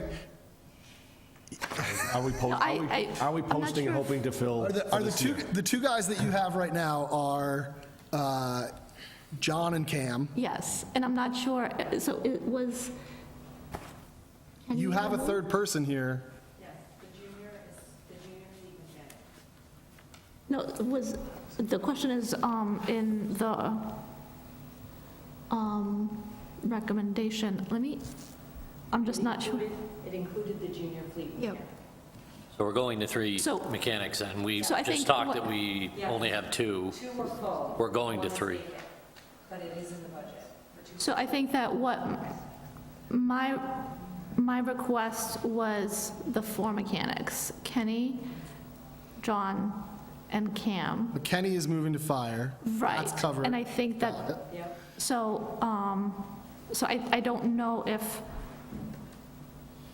You're getting When 3 if we go with the town manager Right. recommendation. correct. But that I doesn't don't include know if- Kenny. is But what I don't know if that was the intent. Oh, okay. So I am getting an So extra. we got good news. Yes. Congratulations. One more position. We do need to correct the 13,000, though. Yeah, there'll be a couple things to correct before we vote on it, and we'll just push the vote for our next one. We'll motion that at the end for that. So on fleet, I just want to bring up, so last week we did a transfer of $100,000 to the DPW fleet maintenance budget. Is that goes to, which would, this line would be here, would be MV repairs DPW? Is that the correct, same account, same terminology, just differently? So that only brings us to, so if the 250 that was budgeted added the $100,000, which I don't know if that was the only, throughout the whole fiscal year that we added for that account, but so that would bring us to the same amount, 350.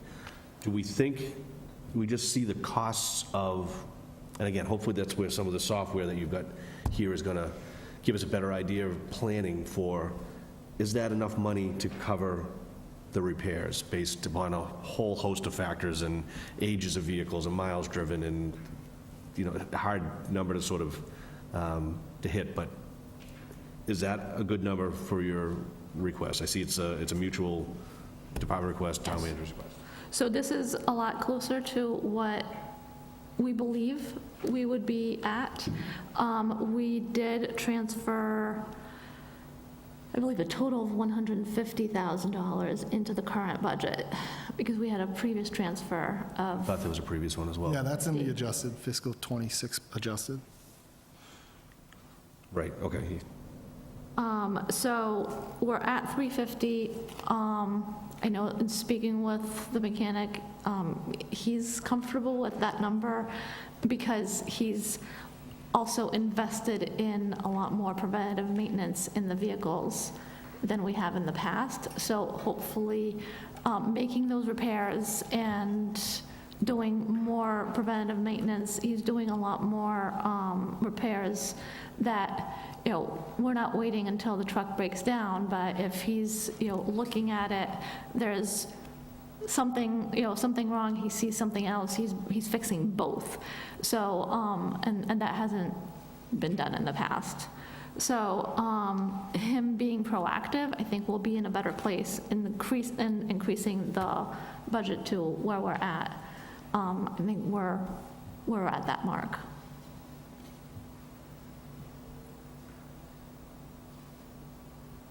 Andrew? So just to ask, I think I went through this a little bit last year on Fleetio, is the program that you use, is that still current? Yes. This is year 3 that we've been using that, or 2? Forgive me, I forget. I think it might be 3. 3.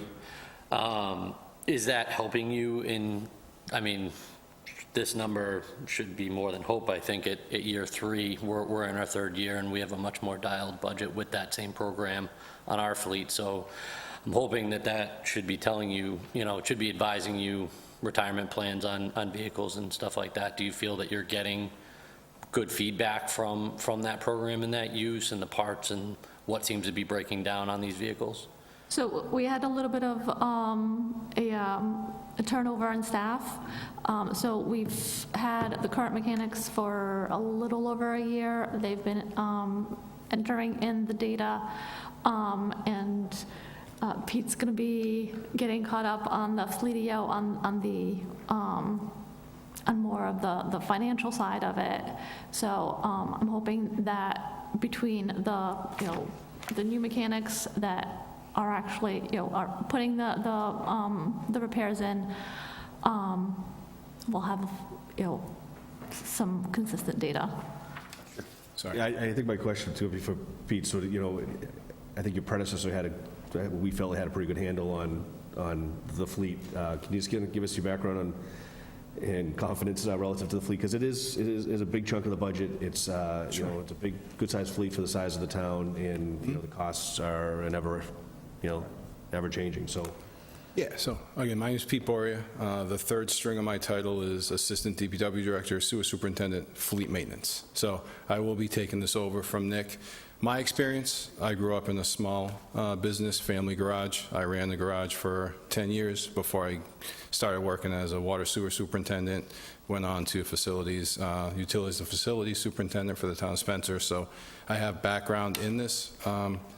I think if you're looking at doing regular maintenance on your vehicles, $350,000 is more than adequate.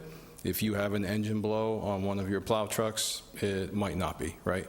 So I think that's the balancing act. I think $350,000 is a great start and a great target for us to aim for, and to make sure that we try and do the best we can with what we get, knowing that if we have one of those larger breakdowns, that's $25,000, it's going to be hard to absorb in this line item. And those types of things, we can print out. Our mechanic is doing a great job tracking all of the parts and repairs he's doing on Fleetio. So we can run a report, and we can see the cost of each part or each repair on what those parts were. So we see repairs from $36 up to $9,000. And again, we can print that out, we can share it. It's kind of enlightening to see. And he's doing a great job with that to make sure we can track it and kind of justify what we're using these dollars for. And just a follow-up, I'm assuming you're doing, if you're outsourcing, which we talked about a little bit, you're putting that into the program as well to kind of see the differences in that? Yeah, so the outsourcing is interesting. I'm just kind of getting caught up on that. Some of the stuff we're outsourcing for labor only. They're letting us, purchase our own parts and bring that over. Some of the prior ones, I'm not sure if that was the case, but it's not something that we're doing, say, once every 2 weeks. I think it's a once in a while, where it's maybe once a quarter. Okay. We might be sending something over, somewhere else to kind of help us so that we can stay up on the smaller items. And the easier thing to come in, that we can get in and out for both a highway and for police.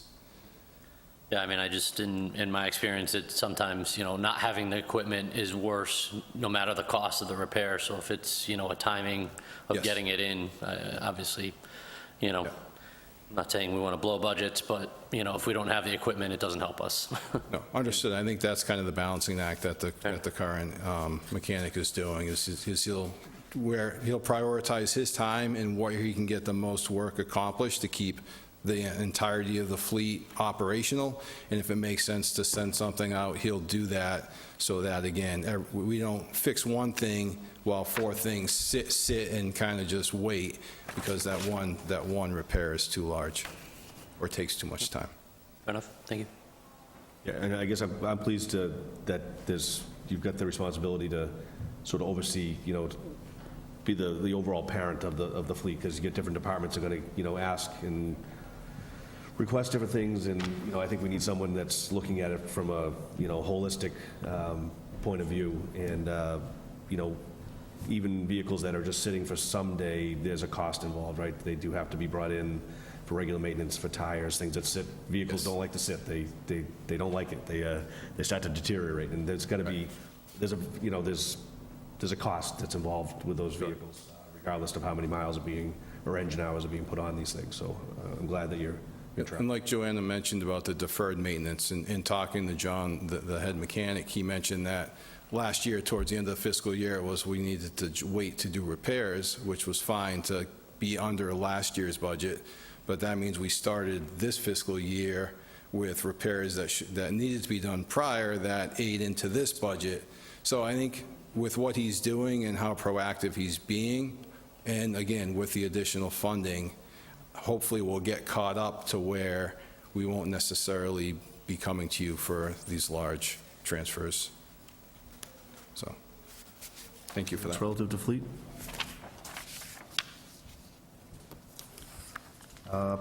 Before we move on, I just wanted to say, I also, and I suspect that you guys may have found it too, but there's about a $68,000 doubling in the highway budget as well.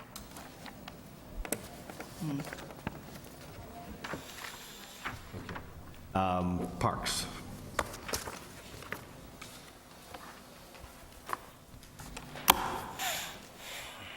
So this was the labor that I had requested that was not able to be funded this year in Parks. So I requested an additional labor, and we're just going up on the wages for contractual obligations. Can you just go over the responsibility of Parks? Again, I think I hope this year that you would have a little bit more of a presentation for us to sell your department a little bit more. How many people, how many road miles, how many buildings you maintain, how many, it's a big number, it's a big budget. I sort of hoped that you were going to come with a little bit more of a presentation, but that aside, what does Parks do? So we currently have 5 employees in Parks, and they are, they do anything and everything outside of the roadway. So from changing the banners at Goddard Park, mowing, landscaping, mulching, they line fields, they cut the grass at the South Holder Road land, so any islands, any landscaped islands, any islands that are within the roadways, they're also taken care of. And having been former vice president of the Little League, I know the work they do, and the huge amount of work. And I know I have other members of the committee and have kids in sports and that are on executive boards of sports. The fact that there are only 5 people in your parks department, and the amount of I don't even know. Again, I'd love to hear what the acreage is that they're trying to cover. They also maintain all the memorials, correct? Veterans memorials. The Veterans memorials, they all the playgrounds, they maintain the playgrounds, anything that needs to be fixed in the playgrounds. They maintain the dog park, so making sure that all the trash receptacles throughout all the parks are emptied on a regular basis. So yeah, there's a lot of work, and it's amazing what they can do with. And I'm just going to quick comment, like the beautification of Drury Square was a great project. And I applaud the businesses. I'm just going to use the example pops in my head. Savers Bank has done a tremendous job. Their property right up to that edge of the roadway is absolutely gorgeous. I'm not going to mention the businesses because they may just be lessees in some of the other businesses. But the property in front, which may not technically be their responsibility, it may be ours, it looks awful. And again, I'm not pointing fingers at anybody. I'm just pointing out that there was a large investment in that beautification of Drury Square, and it's already sort of showing some age and lack of care. And again, for 5 employees, if that does fall to them, all those islands on Brotherton and everywhere else that, and the banners and the flags and the parks and the courts and I don't know how 5 people do it. So again, this is probably one, for only one position, I would support if there's a means at some point that we can fund that position, because I think it certainly could utilize it. And I think this is where I was going to ask. I think in the past, you used to have college kids that supported your crew. I know they couldn't do some of the power equipment and stuff, but they certainly did some of the other, the weedings, those type jobs. Have those gone away? I know there was a year we tried to cut, and I think they went away. Are those gone entirely? Do you not have summer employees any longer? Or? No, we still have summer employees. We don't have a lot of applicants, but we do have them. They are funded out of the revolving accounts. Those come out of revolving, okay. Any questions relative to parks? I wanted to make an observation. I know that we have Volunteer Week, and that we are very fortunate that the Chamber of Commerce steps up and runs a volunteer day where they clean the town. And I think it's an excellent opportunity, but I wish that could be extended throughout the year somehow without taking any kind of recognition away from the Chamber. I think that if the Highway Department, or I know for an example, as someone who's volunteered for that for several years, I know I had something to do one day and I couldn't participate as a volunteer, but there was no mechanism to, I did a workaround, which I don't want to spend the time in tonight mentioning, but I just think there are people that could step up too in town and help. I mean, we discussed earlier, we're in a major area, so when you drive by some of these intersections or over near Packagug and to go up the hill under the highway there and over near the DPW, just as an example, I mean, the amount of garbage that gets thrown out of cars just passing through town is just deplorable. And I know that as residents, when that volunteer day comes, that we're very proud of our town, and a lot of us really knock it out of the park, and the chamber does an incredible job. But it would be nice if the DPW or town administration could think of ways to enhance that. I think that if we could do a 2 or 3 times a year cleanup, and it doesn't necessarily all have to fall on the chamber, that you'd find that a lot of residents are very proud of Auburn and would continue to step up, realizing that it's an ongoing effort. Patrick, you mentioned the chamber, and I would love to see the chamber encourage their membership to extend, beyond out to the edge of their footprint and give a hand here and there. Again, I think if I owned a business, I would ensure, like Savers does, it's immaculate. I just use them, it's beautiful. But I just know, just that one day, what we endure as volunteers to pick up in the town, you've got 5 people maintaining the rest of our beautification throughout the whole year, and that was really sort of the point that I was trying to mention. So they do a great job. Anything else relative to parks? I'm sorry, Michael? Karen knows. There's another 13. Okay. That's all I got. Yeah, That's all you got? too much money. Trevor? I was just going to say, we should maybe just, in totality, revisit the totals on the payroll numbers, then obviously we can point them out as they come, but I think the point has kind of been made that we can come back to that and look at it separately. Okay. Patrick, did you have anything? No, I was going to say, given the circumstances, should we ask any general questions based on any of our concerns this evening, so that when they do come back, it just shortens the length of time, since we've got, I don't know if there's other items that the board wants to question that otherwise. Well, I think we probably should go through the remaining divisions, and just so that we don't have to go in depth, and then we can hit the CIP, but yeah, we definitely won't make any sort of votes on the budget till we get an amended spreadsheets. So Parks, golf course.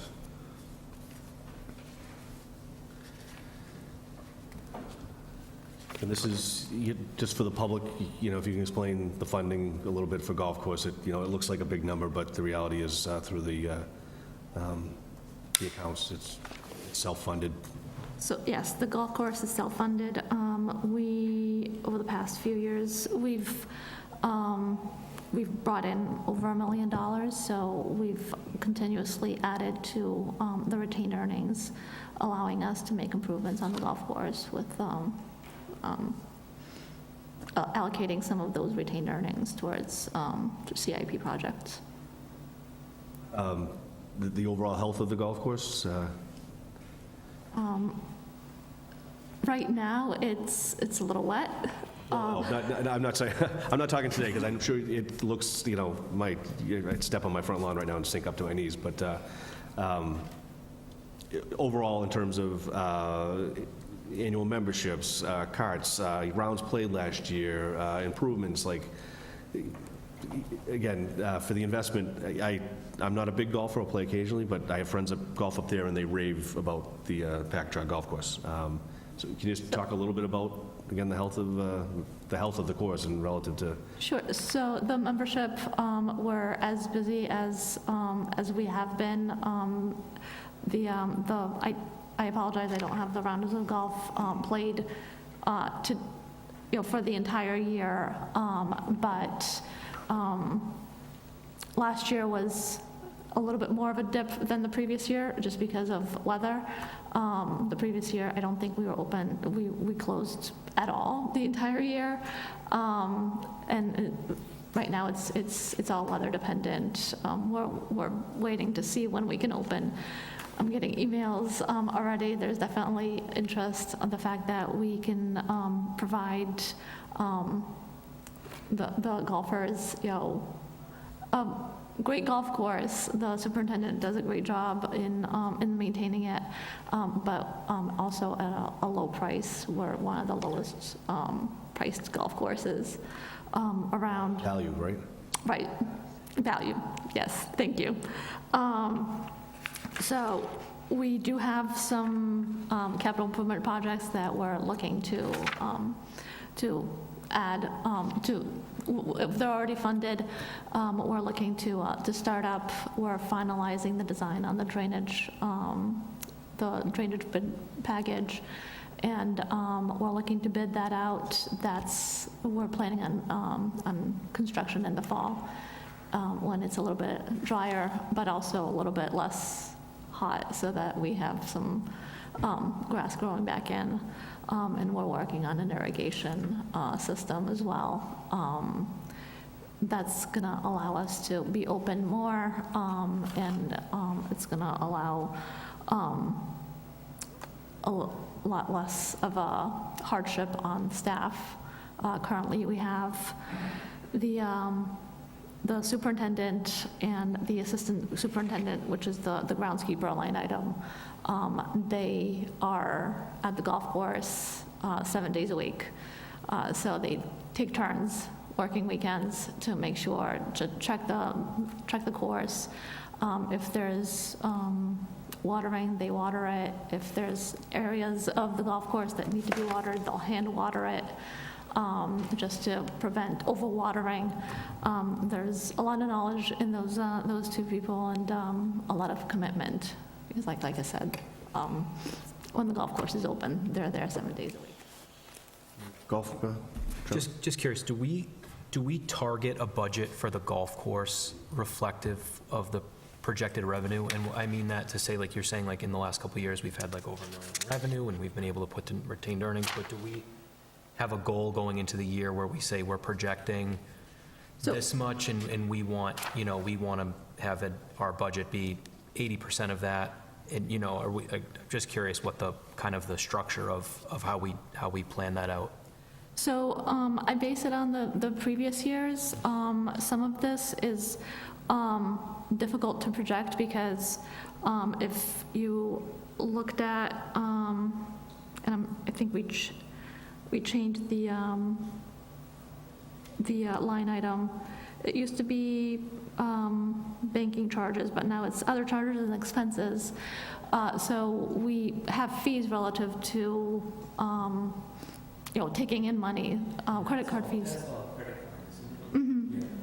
So if we're doing great, that line item increases, we're spending more money, but we're also bringing in more money. Anyone paying on a card, you're getting like, 90 cents on the dollar after the fees that you're paying back to the banks. I've seen the popularity of golf going up, but also the prices at a lot of places are astronomical, so I feel like a local option it's only gonna, at the very least, retain, it's vitality there. I was just more so curious, like, is that, do we all of a sudden see ourselves in a couple of years looking at a budget that's way higher because we're going to try and, just to see where, I'm just trying to understand that part of it. And I monitor that through the chair. Even our wages, in all of the other divisions, our wages are set. The wages here for the larger line items, the seasonal employees of 66,000, and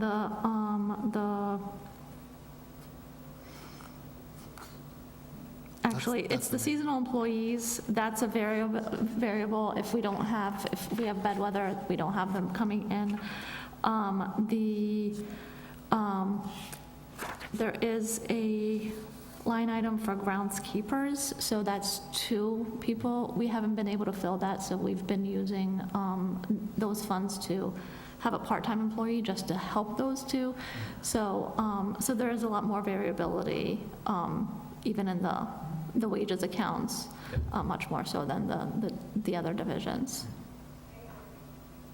The weather also plays a role in it. We had not a ton of rain last year. If we remember, it was very dry and people got out. But if we have a really, wet summer, Right. you're gonna see a lot of stuff diminish because people just aren't gonna be going up in their rain suits and playing in the pouring rain.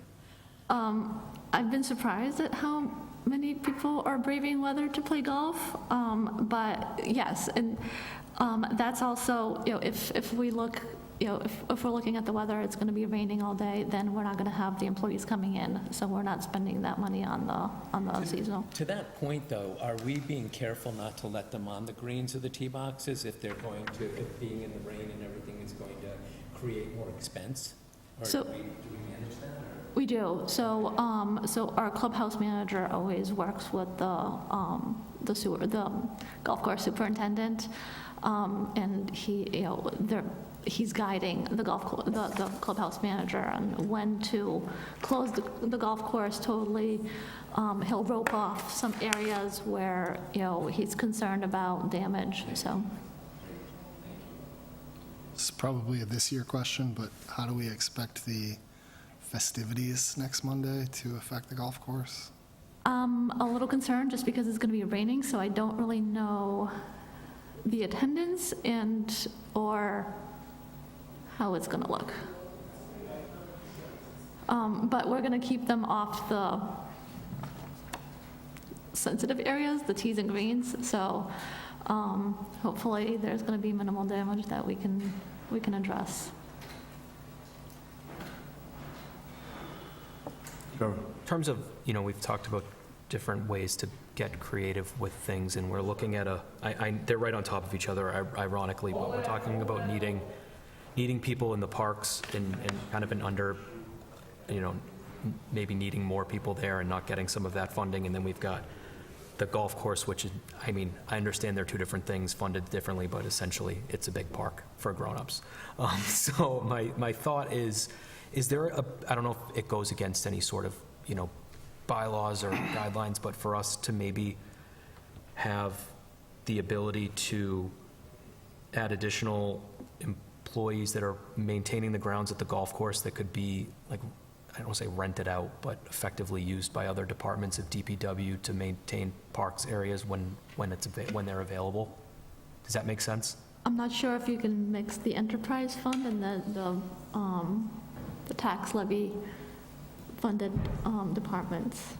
I just know, obviously, when we have situations where, like, DPW is doing work for fire, like we charge, there's some Yeah. sort of rate that goes back and forth. Is there something inter where we can charge a more feasible rate one way or the other? Again, I'm just thinking out loud, kind of spitballing about it, but it just seems like they're both kind of in there, and is that something? Patrick, I think the town manager was going to try and address it then. No, I was just going to add to him before she answers. I think you're saying they have skill sets that can be transferable. Right. I like the way you think, through the chair. I like the way you think in being creative. We do have some union issues when it comes to parks work. Yep. It's actually owned by the union, so I can't, it has to be negotiated. Okay. But I think that that's the way we need to think and be creative and think outside the box. And just because we have to negotiate with the union doesn't mean it can't be done. There can be agreements, and that's something I'll definitely work with the department on. I doubt I'm ever going to be the first person to bring something up, so it's usually just a clarification on why it can't happen, but I don't know, just... Michael? Is there any mechanism, like town meeting vote or anything at all, that can be done to use money from the enterprise fund for not the golf course?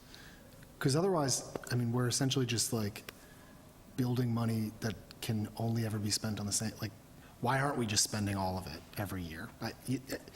If we're not able to use the money, we're not able to use the interest, we can't put it towards the town, like, why are we not just making this the most kick-ass golf course that's ever lived? So we're investing in the golf course. Understood, And I know that in conversations with Karen about the overall health of those funds, we have put money towards the CIP, but we also want to keep some of that just in case we don't have one of these good years. I want kick-ass in the minutes. Please, I want that in the minutes. So did we answer that, though? It's a good question by Michael. Can we use that enterprise fund anywhere else? There's no way to override that? If I could, yes, within Legal how it's established, right, is how that... Yeah, legally, once it's in enterprise funds, the revenues that come in, those user charges have to be used for that specific purpose. But like Joanna had said, you know, we're looking at what we have for the certified retained earnings. We're going to use that for future capital when we can, instead of incurring borrowing costs, you know, the interest. Do we have like I mean, we have a free cash policy as a town. Do we have a policy on like how high we're comfortable with the enterprise fund going? Like, just from my perspective, if we're spending less than we make every year, it's going to go up forever. And that's great, except that we can't use it for anything else. So like, is there a number at which we just say, okay, we're making $1 million a year, we're going to start spending it no matter what? Like, or we need to start making less money, like lower fees. I just, like... You're asking for a prudent reserve.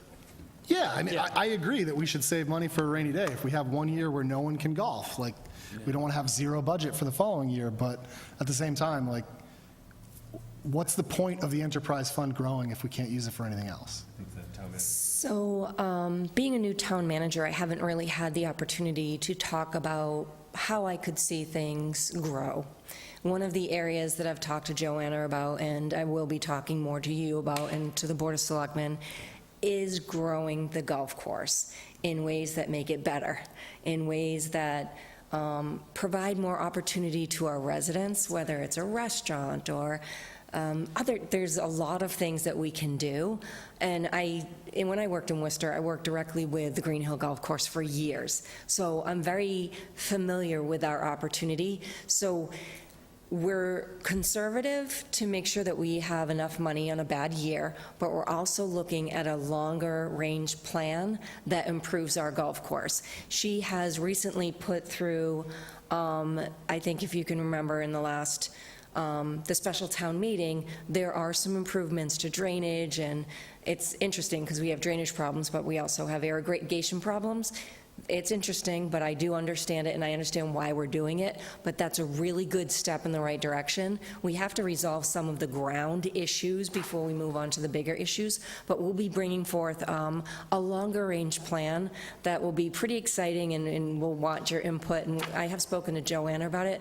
We don't want to have an overabundance of funds. We want to just improve it and make it a better experience for our residents. And I would just say that that's just another example of, you know, the state writes the law, we follow the law, but they don't really get any feedback on how it actually operates at the local level. And this is, you know, another example of those laws could be written differently.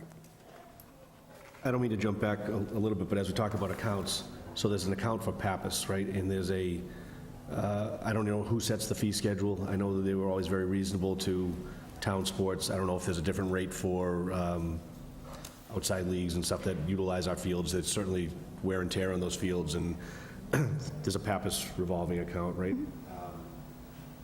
Just how does that, I guess I'm not going to ask you for a status, and Karen, I'm not going to ask you for a status unless you have it handy. How does that get utilized in your parks budget? Does that supplement any of what's here, or is it largely utilized for projects? So for both parks and there's two different accounts, the Pappas revolving account and then the regular recreation account. I'm sorry, there's a regular what? There's a regular recreation account? There's a regular parks revolving account. So that's for fees taken in at Lemansky Fields and other places? Correct. So we do have a different rate. Usually if it's a town sport, we'll charge a light fee. But if it's an outside organization, then it's a rental fee on top of a light fee. We use those funds not only to, you know, fund the parks, the seasonal parks employees, but anything that we need that's a little bit, you know, outside of, you know, any of our budget. We've purchased equipment to maintain the Pappas fields out of that fund. I'm not sure, I'm not sure if there's a lot of supplies that we use, but we do use some of it for the maintenance of those parks. I spend my fall and spring in that park. And I brought it up last year. It needs some serious investment. I know we have it on CIP to replace the turf there, which is good, because it's getting dangerous. There are holes in it. We've repaired it a couple times. I think, I take pictures and we send them in, and you guys do a great job fixing them in a timely manner, so I appreciate that. But it's definitely, I think been an afterthought for, I think about 12 years now, to maintain or, just kind of maintain what it is. We haven't really invested in it more. I'd say we have less of a Parks and Rec program in this town, just because I don't think we have, my opinion, we don't have a Parks and Rec program that we kind of focus on. I think it's kind of an afterthought. I think the youth sports in this town do a lot for the town, but I don't think the town, it collaborates with the youth sports, just in my opinion.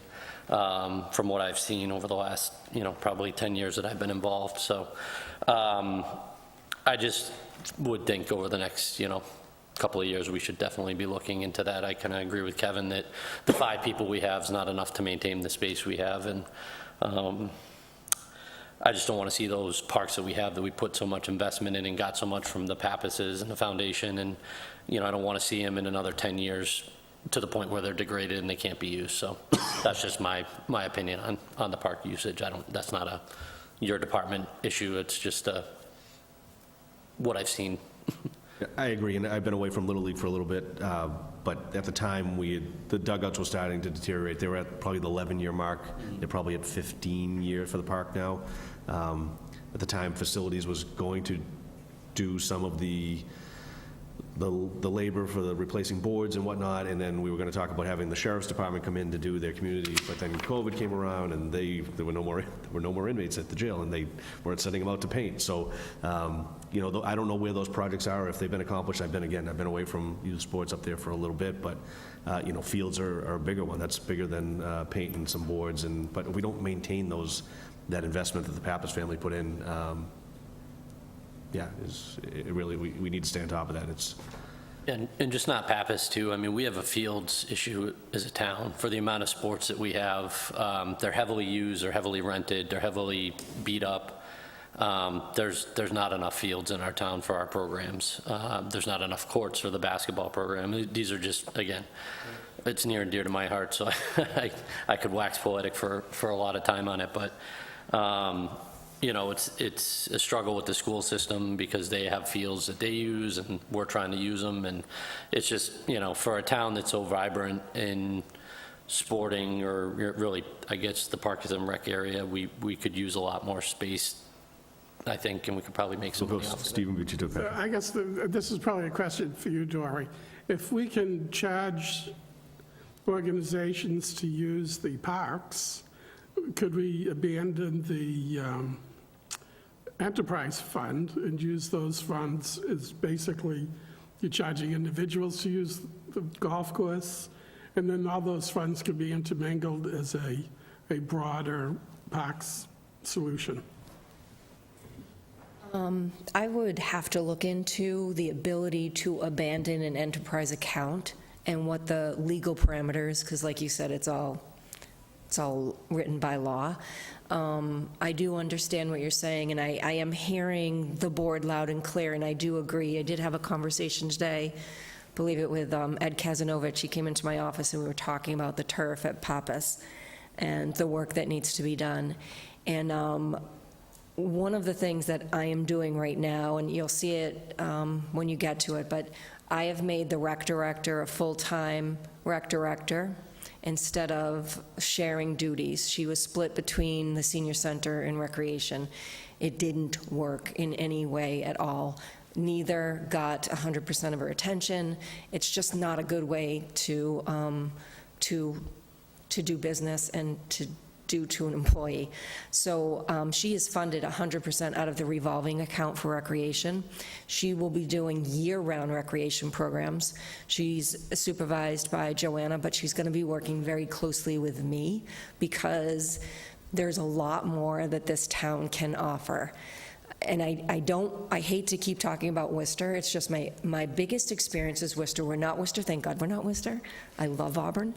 But I was also part of the Parks Department when I did the golf course and the rec program in Worcester, and there were programs all year round. And we just did a new program for our students for the February break. It's the first time Auburn's ever done that. Things like that need to happen more. We need to bolster recreation and parks and our fields. I would love to hear more about where we need to improve in regards to what types of fields do we need in addition to what we have. We have to maintain what we have, but you're talking about the demand, and I'm very familiar with it because I know the pushback from the school department and their fields and the use and the teams trying to get usage. But I would love to talk to you at a later date about what else you think we need, because that's really important. It's important for our kids that they have places to go, and I do know that we have a couple areas in town that are fields, but not really fields good enough for people to play on. So, but I also want to say that I did speak to, I think Joanna brought it up the beginning of the week, that the basketball courts at Lemansky are in bad shape. So she's working on those. Those are being done over. So there is an investment, but I think we do need to focus on it moving forward. So thank you for bringing it up. I'm not sure if we can dissolve an enterprise account and merge that, but I can definitely look into it and see what the law allows us to do. Patrick? I just wanted to echo, living in Precinct 2, I come off of 20 or 12, and I come up Bryn Mawr, and I have for 35 years.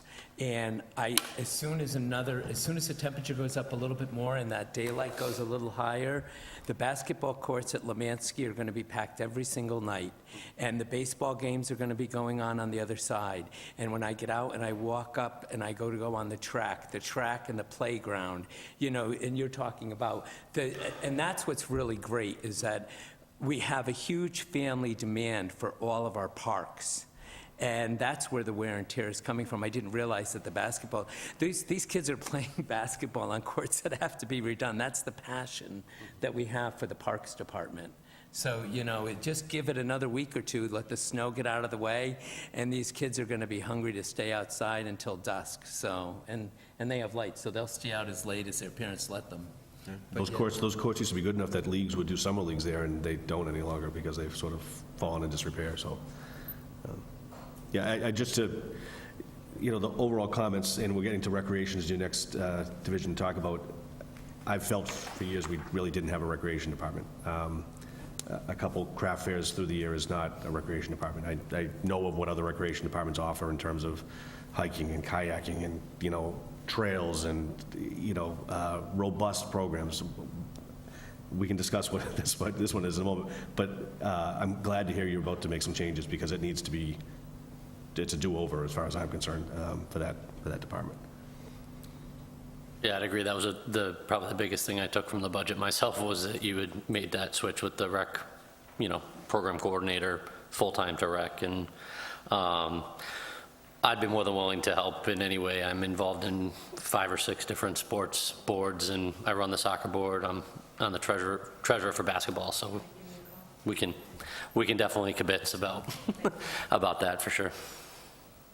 I don't want to go doom and gloom, but as a senior member of the world and having some time on this planet, I just hope that Auburn doesn't place itself in a situation like the Renaissance Center you know, if anybody studied that, they put a mall up in the middle of downtown Detroit because they wanted to add, and they wanted to add to commercial, they wanted to add to retail, they wanted to make a big building that was just going to just add so much life. And what it did was they put it at the end of Main Street in a business section, and anybody that watched the case study, as soon as the hotel and the whole building went up, all of the businesses from the street moved into the hotel, everything overtook, and now you see back from the 60s the tumbleweeds and everything going up a few miles of Main Street and all the empty storefronts in the 60s and the 70s.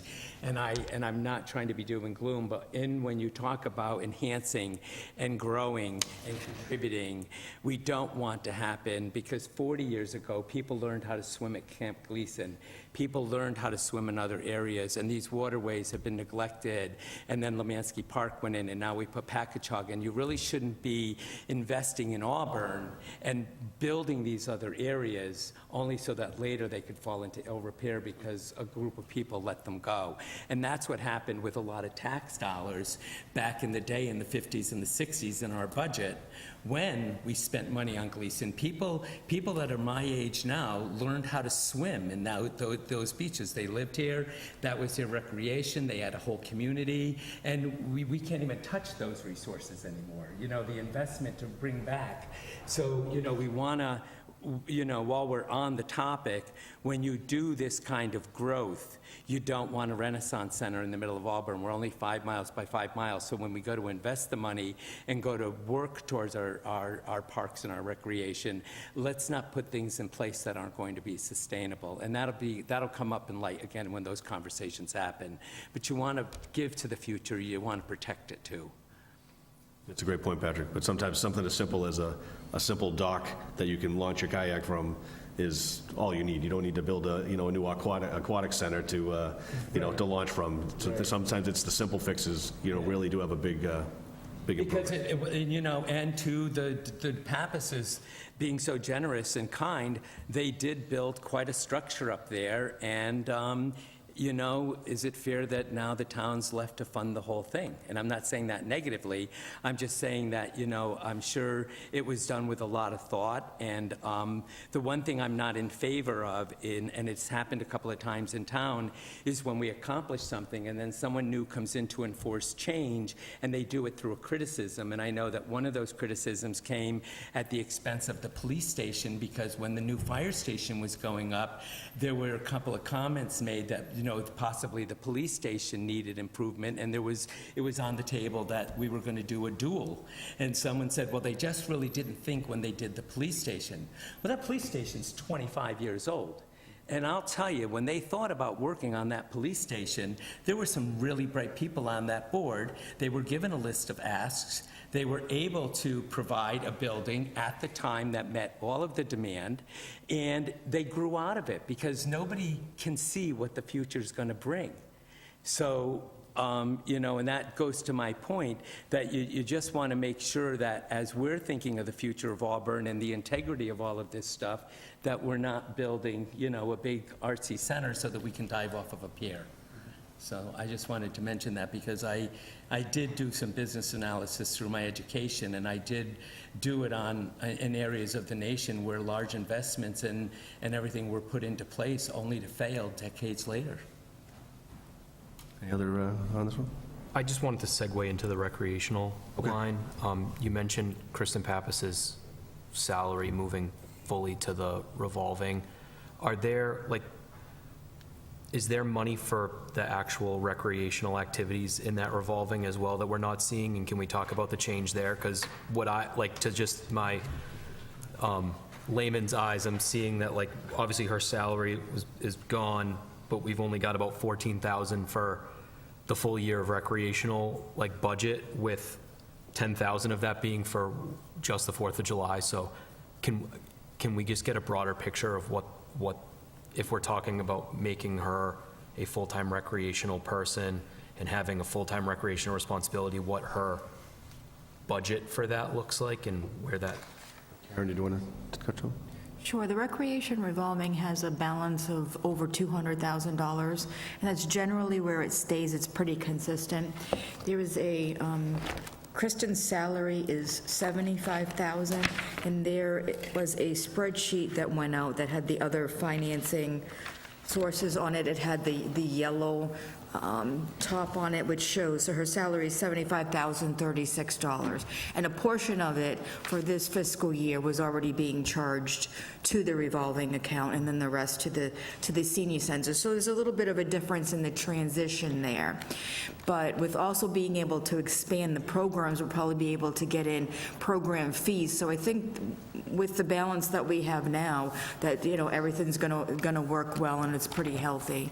I don't know if the town manager wants to add anything to it. Yeah, I guess I'm looking more for I don't want to hold you to a hard and fast number, but it doesn't, because it's in there, and I don't think I have that right in front of me right now, but just getting an understanding for what her budget looks like, because I don't think we see it.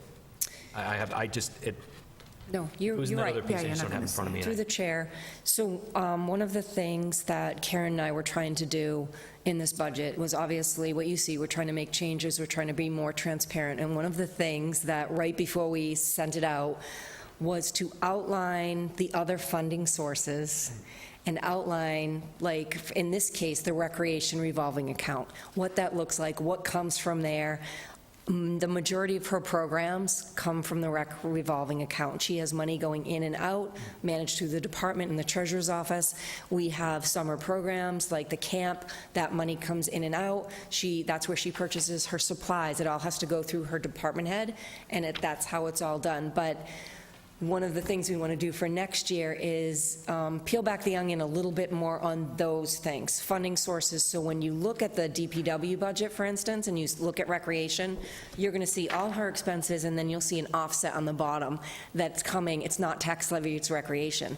So that's one of the areas that we weren't able to get to this year, but you're absolutely right. When you look at the budget, you cannot even see her salary. And that's when we realized, we're like, oh, we've got to do it differently than it's been done in the past. So she has multiple programs year-round. What I saw with Kristen is, and she does a great job, is that she was torn between the senior center and recreation.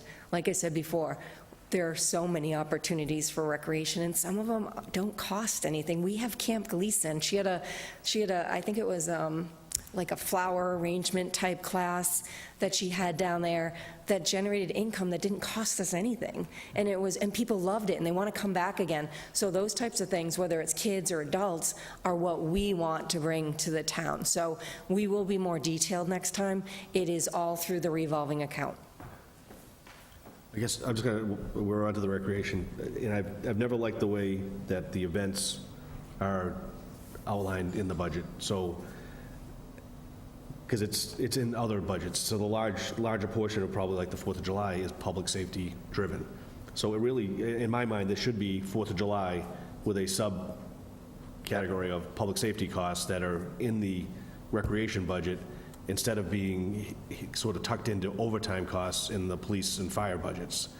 We should be able to look at the budget and say, what is the cost for that event? It's this amount of money. It's funded in different places, whether it's one department bills back the other or how it's accounted for, but it's deceiving when you look and say, oh, the 4th of July only costs us $6,000. That's not the case for that event. No, it's not, and it's a good point. And it also, in areas where there are shared resources, so if we have to charge a different department, like like if one department works and does something for another department and they pay each other, all that will also be shown in the budget as well. And that's a perfect example of just the transparency that we want. We need to keep it in this scenario, we need to keep it in the police department budget because that's their overtime budget, but it doesn't mean we can't show a cost of what the actual cost of the, like the basketball tournaments or some of of course, 4th of July, but some of the other programs that we have so that people know what the cost actually is for these. So it's more like a cost analysis that we can definitely do, and I think we should do that as part of some of our meetings that we have with the Board of Selectmen. We have department heads come in and division heads, and they talk a little bit about some of the things that they do, and perhaps we should do that with finance as well, because it gives you an opportunity to learn more about what they do, the public an opportunity to learn more about what they do, and also talk about the costs of what they do as well. So it's a very good point. Good. Dory, just while you're there, if I could just offer a suggestion, since you're going to cross-reference numbers and you want to make sure that they stay, I just wanted to offer a suggestion that possibly when you give us the detail in the budget, that you italicize the numbers in the summary, and that way we might say that, well, these are italicized so we know they're coming from another source.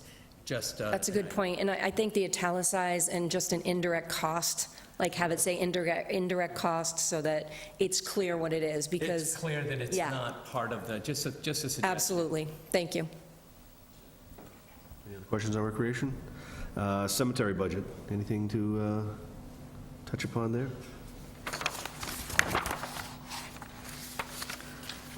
Seem like they largely agreed upon numbers. Yes, no nothing of note.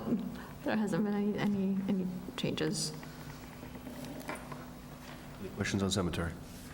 Just to put it on the record, cemetery, we also have a perpetual care account. How much of this is from that account versus tax levy? Are all of these expenses coming straight out of tax levy? Tax levy. Just wanna make- yeah, thank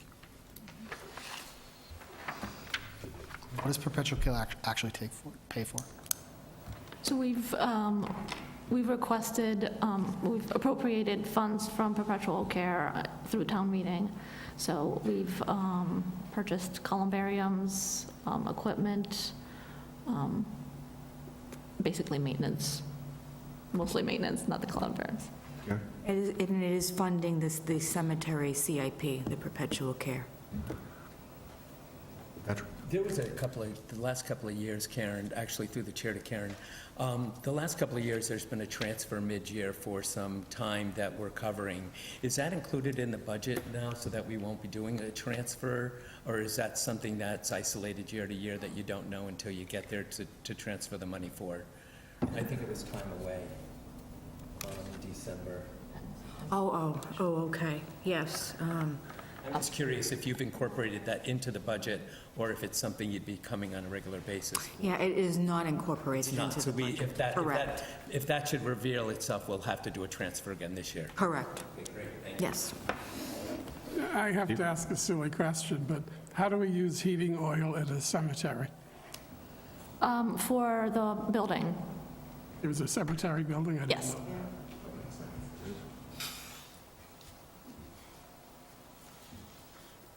Any other questions? We'll move on to sewer. Final division of the Department of Public Works.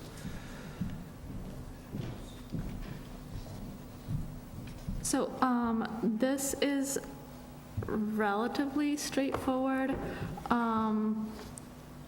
We will be amending the Upper Blackstone line item. The assessment is actually going to go down by, I believe, about $75,000. So we'll be reducing that number.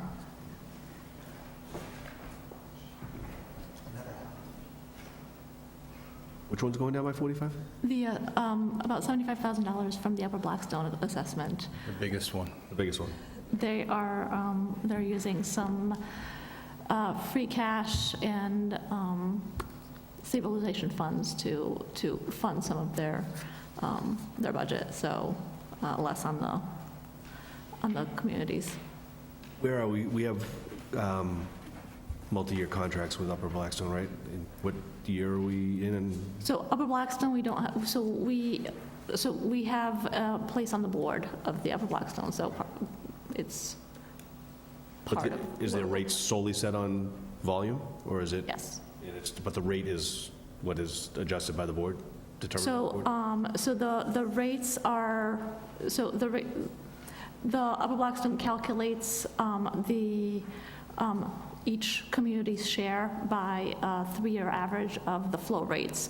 So they take flow rates of each community, and then basing on looking at the budget for the next fiscal year, it's divided up by the percentage of flow.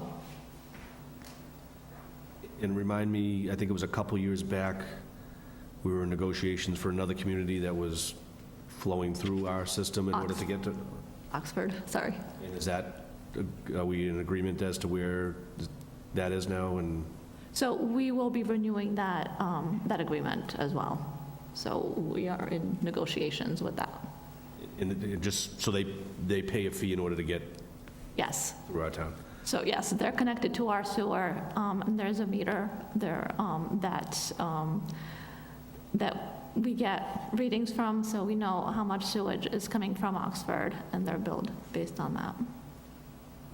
And that fund from that contract goes into our account, the sewer account. Sewer-related questions, anybody? No? Can I offer one thing about your question on the retained earnings? I've lived in the enterprise fund for the last 10 years, operating different water sewer enterprise funds. My understanding is the main reason you can't take enterprise funds retained earnings and put them into the regular tax levy is because you could artificially influence your rates to impact certain classes of, say, businesses in town, overcharge them and use that to offset your tax rate. So I think that's why Mass General law is extremely specific, that whatever is generated in that enterprise fund must remain there and not get used on anything else other than operations. I agree with you, but I think that law it's created around utilities, and the golf course certainly doesn't fall under that. It's not a public need. It's not the same kind of, Maybe we just expand the golf course all over the town? you know. Put in a mini golf course in every park. I just solved it, guys. It's nice to meet everybody. Thank you. Thank you very much. So we're all set on sewer. We were not going to take the, we're not going to vote on anything tonight till we get some amended and clear and double-checked, triple-checked numbers. Is everybody okay with that, relative to holding off on any sort of vote on? Sure. I just, apologies for being the stick in the mud, but like, to me, it looks like there's like around 90, maybe more $1,000 that are in the budget that is double counted. Can we at least consider ways to, you know, that's the budget. That's what you guys thought DPW needed, right? Can we consider ways that that money might be used for the same purpose? I mean, that's like 20 feet of road at least. So, through the chair, Mike's driving. in conversations with our chief financial officer, there is a discrepancy between, it looks like it's doubled in the backup compared to the front page. We'll work that out, we'll get you the amount. The finance committee has every right to come back to me and make recommendations on anything that you want in any department. We will get you the new updated numbers, and you'll see the old one, and you'll know the difference. We'll talk to you about it, and you can decide what you'd like to do, and just let me know. Trevor, was that a, no? That wasn't- No, just an itch. That was an itch, okay. Sorry. Do you want to discuss CIP while we've got you here? We're not going to vote on it tonight, but relative to Yeah, things that I'm you happy have to on answer any CIP? questions. Do you have your copy? I do. Where are you starting, just so we're on the same, is your first one fleet maintenance? I do, yes.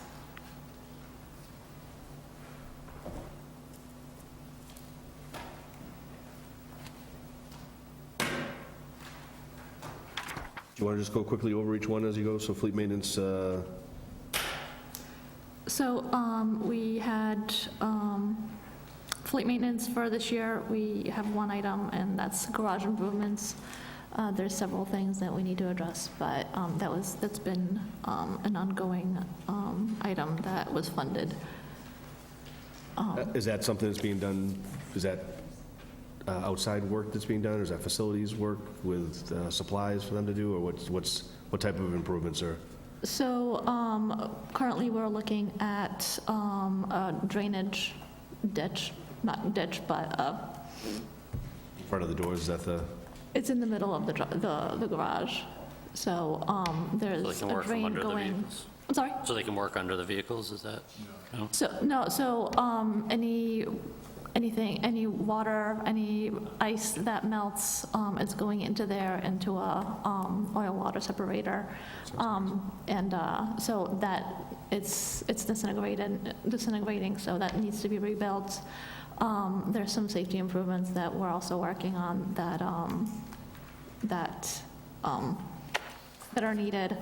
And we're just always looking to improve. We moved some equipment around just to make it a little bit more efficient. Last year, you had mentioned electrical upgrades, which I think was the same line item and the same amount. Have we done those? Are they, like, where are we at from that perspective? So we- We put $60,000 to last year. Have we used it? Is it? So there's a combination of funds, and there's also, it also ties into some improvements with the overall HVAC improvements in town.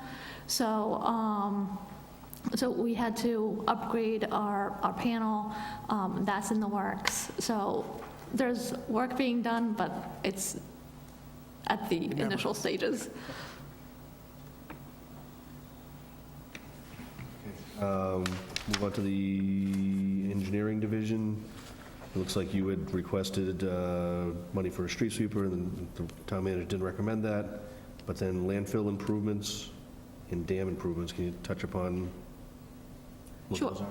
So landfill improvements, we met with DEP last fall, and we had a recommendation that a third party, or requirement, we just got a letter from DEP maybe a month or two ago, that we need a third-party inspection that's required to see where the landfill stands with respect to overgrowth of trees, what the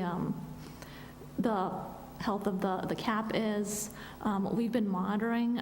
We have a consultant that monitors they do gas monitoring and groundwater monitoring, but they're looking to see if there's anything that's wrong with the cap.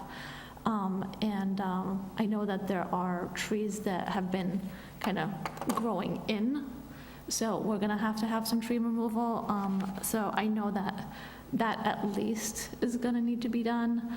But moving forward, based on what the recommendations of the third-party inspection is, I'm assuming we're going to need to spend more money, but this would be at least a start, just because I didn't know what the status was until after the CIP was due. So I wanted to at least start on any improvements that we can make.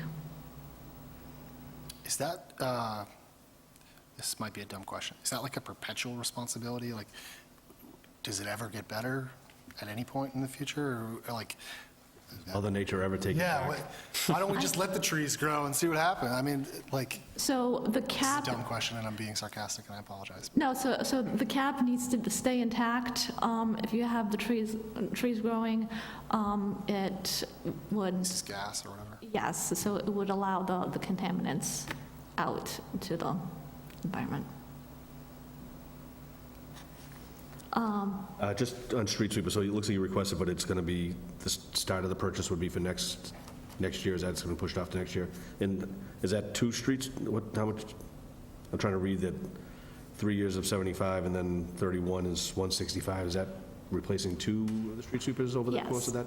So what I was trying to do in the FY27 street sweeper account, I was trying to move the replacement of the street sweeper earlier than next year. Just not going to be able to do that, so we'll continue forward with what we have. So we'll replace one of them in FY28 and then the other one in FY31. Dam improvements?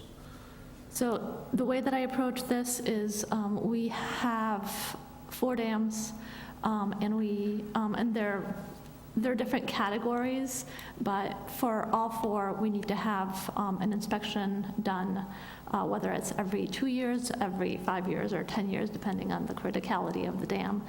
And we have recommendations of improvements and general cost estimate of how much those improvements would cost to bring the dam up to a good condition. They're currently in fair condition. We certainly don't want it to go down to any worse than that, but It's currently in fair condition. fair. So I looked at what it would require to upgrade all of the dams to good condition, and I divided it up into a 5-year plan.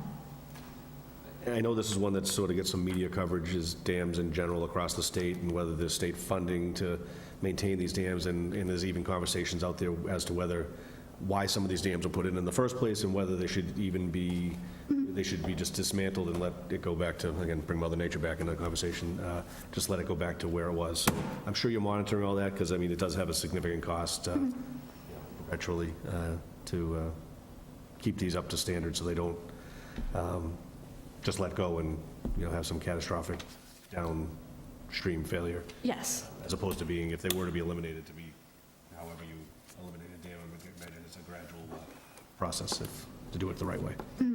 So I don't know if there is an appetite in removing any dams, just because the residents that bought the house next to I'm water. not saying that in particular. I don't know where they're located. Yes. I'm just, in watching Not on Kevin Street. Typically, bottom of the hill, so they potentially could come So, my way. the dams that we have are mostly for recreational purposes. So the dams that are water supply, the ponds that we have water supplies on are owned by the water district. Yes, we are applying for dams. So there are other dams that are not owned by the town. So there's 4 that are owned by the town, and then others that are owned by the respective districts for their... Yes, for the Auburn Water District. But we just applied for a grant for Leesville pond repairs. So we're always looking for funding sources for that. All the more reason to build up our recreation if we're paying money to maintain the dams. For recreation, we should be using that waterways for recreation. Okay, just to try and get through all the drainage, looks like it's an ongoing one. We discussed that. We discussed the roadways. Just looking for new ones that are for 27. Was agreed upon the 6-wheel dump plow, 95,000. I'm sorry, Patrick. Just, I'm not sure because we're going down to Highway Division. Is the Highway Division the vehicle that clears the sidewalks during the storms? Yes, so we have sidewalk tractors. Is that what it is, the sidewalk tractor? Yes. I just live on a street with a lot of children that are going to school these days, and since December, that tractor was never seen on our roads. Okay. So is that one of the vehicles that was sort of in repair during the winter?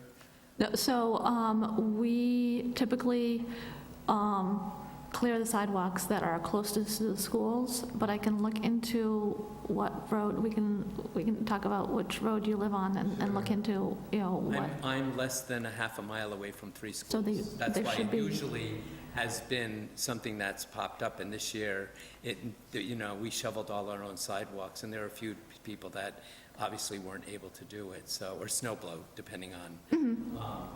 I just noticed the vehicle. I just, we just never saw it on the street, so I'm speaking up on behalf of No. the precinct of the neighborhood. Absolutely. We have so the employees that plow are also, would stay after the storm and clear the sidewalks. We have 1 veteran employee and 1 new employee, and I'm not sure how the work was divided and if he just wasn't aware that there was a sidewalk there. If there was any, I'm not sure if it was reported. Just curious, my question was more, are there any in repair? And it says 4-year plan, but it doesn't really say, and you're not getting another one in your CIP until fiscal year 2031. So I would think in 90 roads, you'd have more than 1 sidewalk tractor. We do have more than 1. We have 2 that usually go out, but it's typically the employees that are, that we're lacking, because everybody's tired, so they don't really want to stay. And sometimes they'll go home, get some sleep, and come back for, to get the sidewalks done overnight so that they're ready for school the next day. But it's the employees and the volunteers that, want to come back on off hours, but. Because and again, it wasn't to bring attention to my precinct, it was just that in years past, it has happened, we've seen them, and then I know this year, we got whacked one storm after another, you had down equipment, so I was really expecting when I asked for you to say, yes, those were part of the hardware that, the equipment that had to be repaired. We've had equipment down, but they've been back up, so they might not, the newer employee might not have been aware that there was a sidewalk. So it does seem like there was one that was a revised 27 for a sidewalk tractor. Looks like, so that's an additional one that's what's going through. Anything else?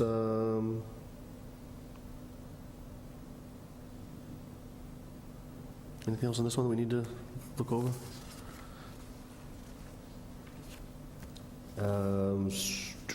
Sewer division?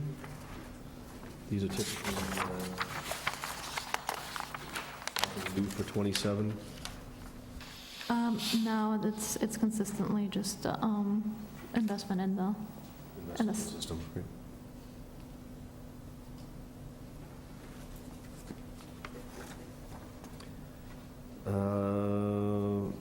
Cemetery. Cemetery? There's a word there that I don't know what it is, but I'm, There is a columbarium for $50,000, and it's basically if somebody has cremains from a loved one that they don't want to buy a plot, there's an above-ground structure that you can put a plaque on and have we the... currently have. We have one, but it's getting filled.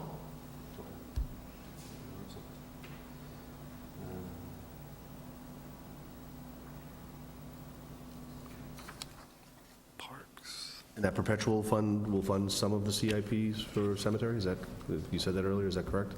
So yes. Yes.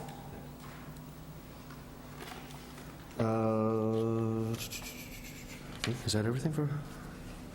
We have parks and... One more page, parks and... Oh, sorry. Yeah.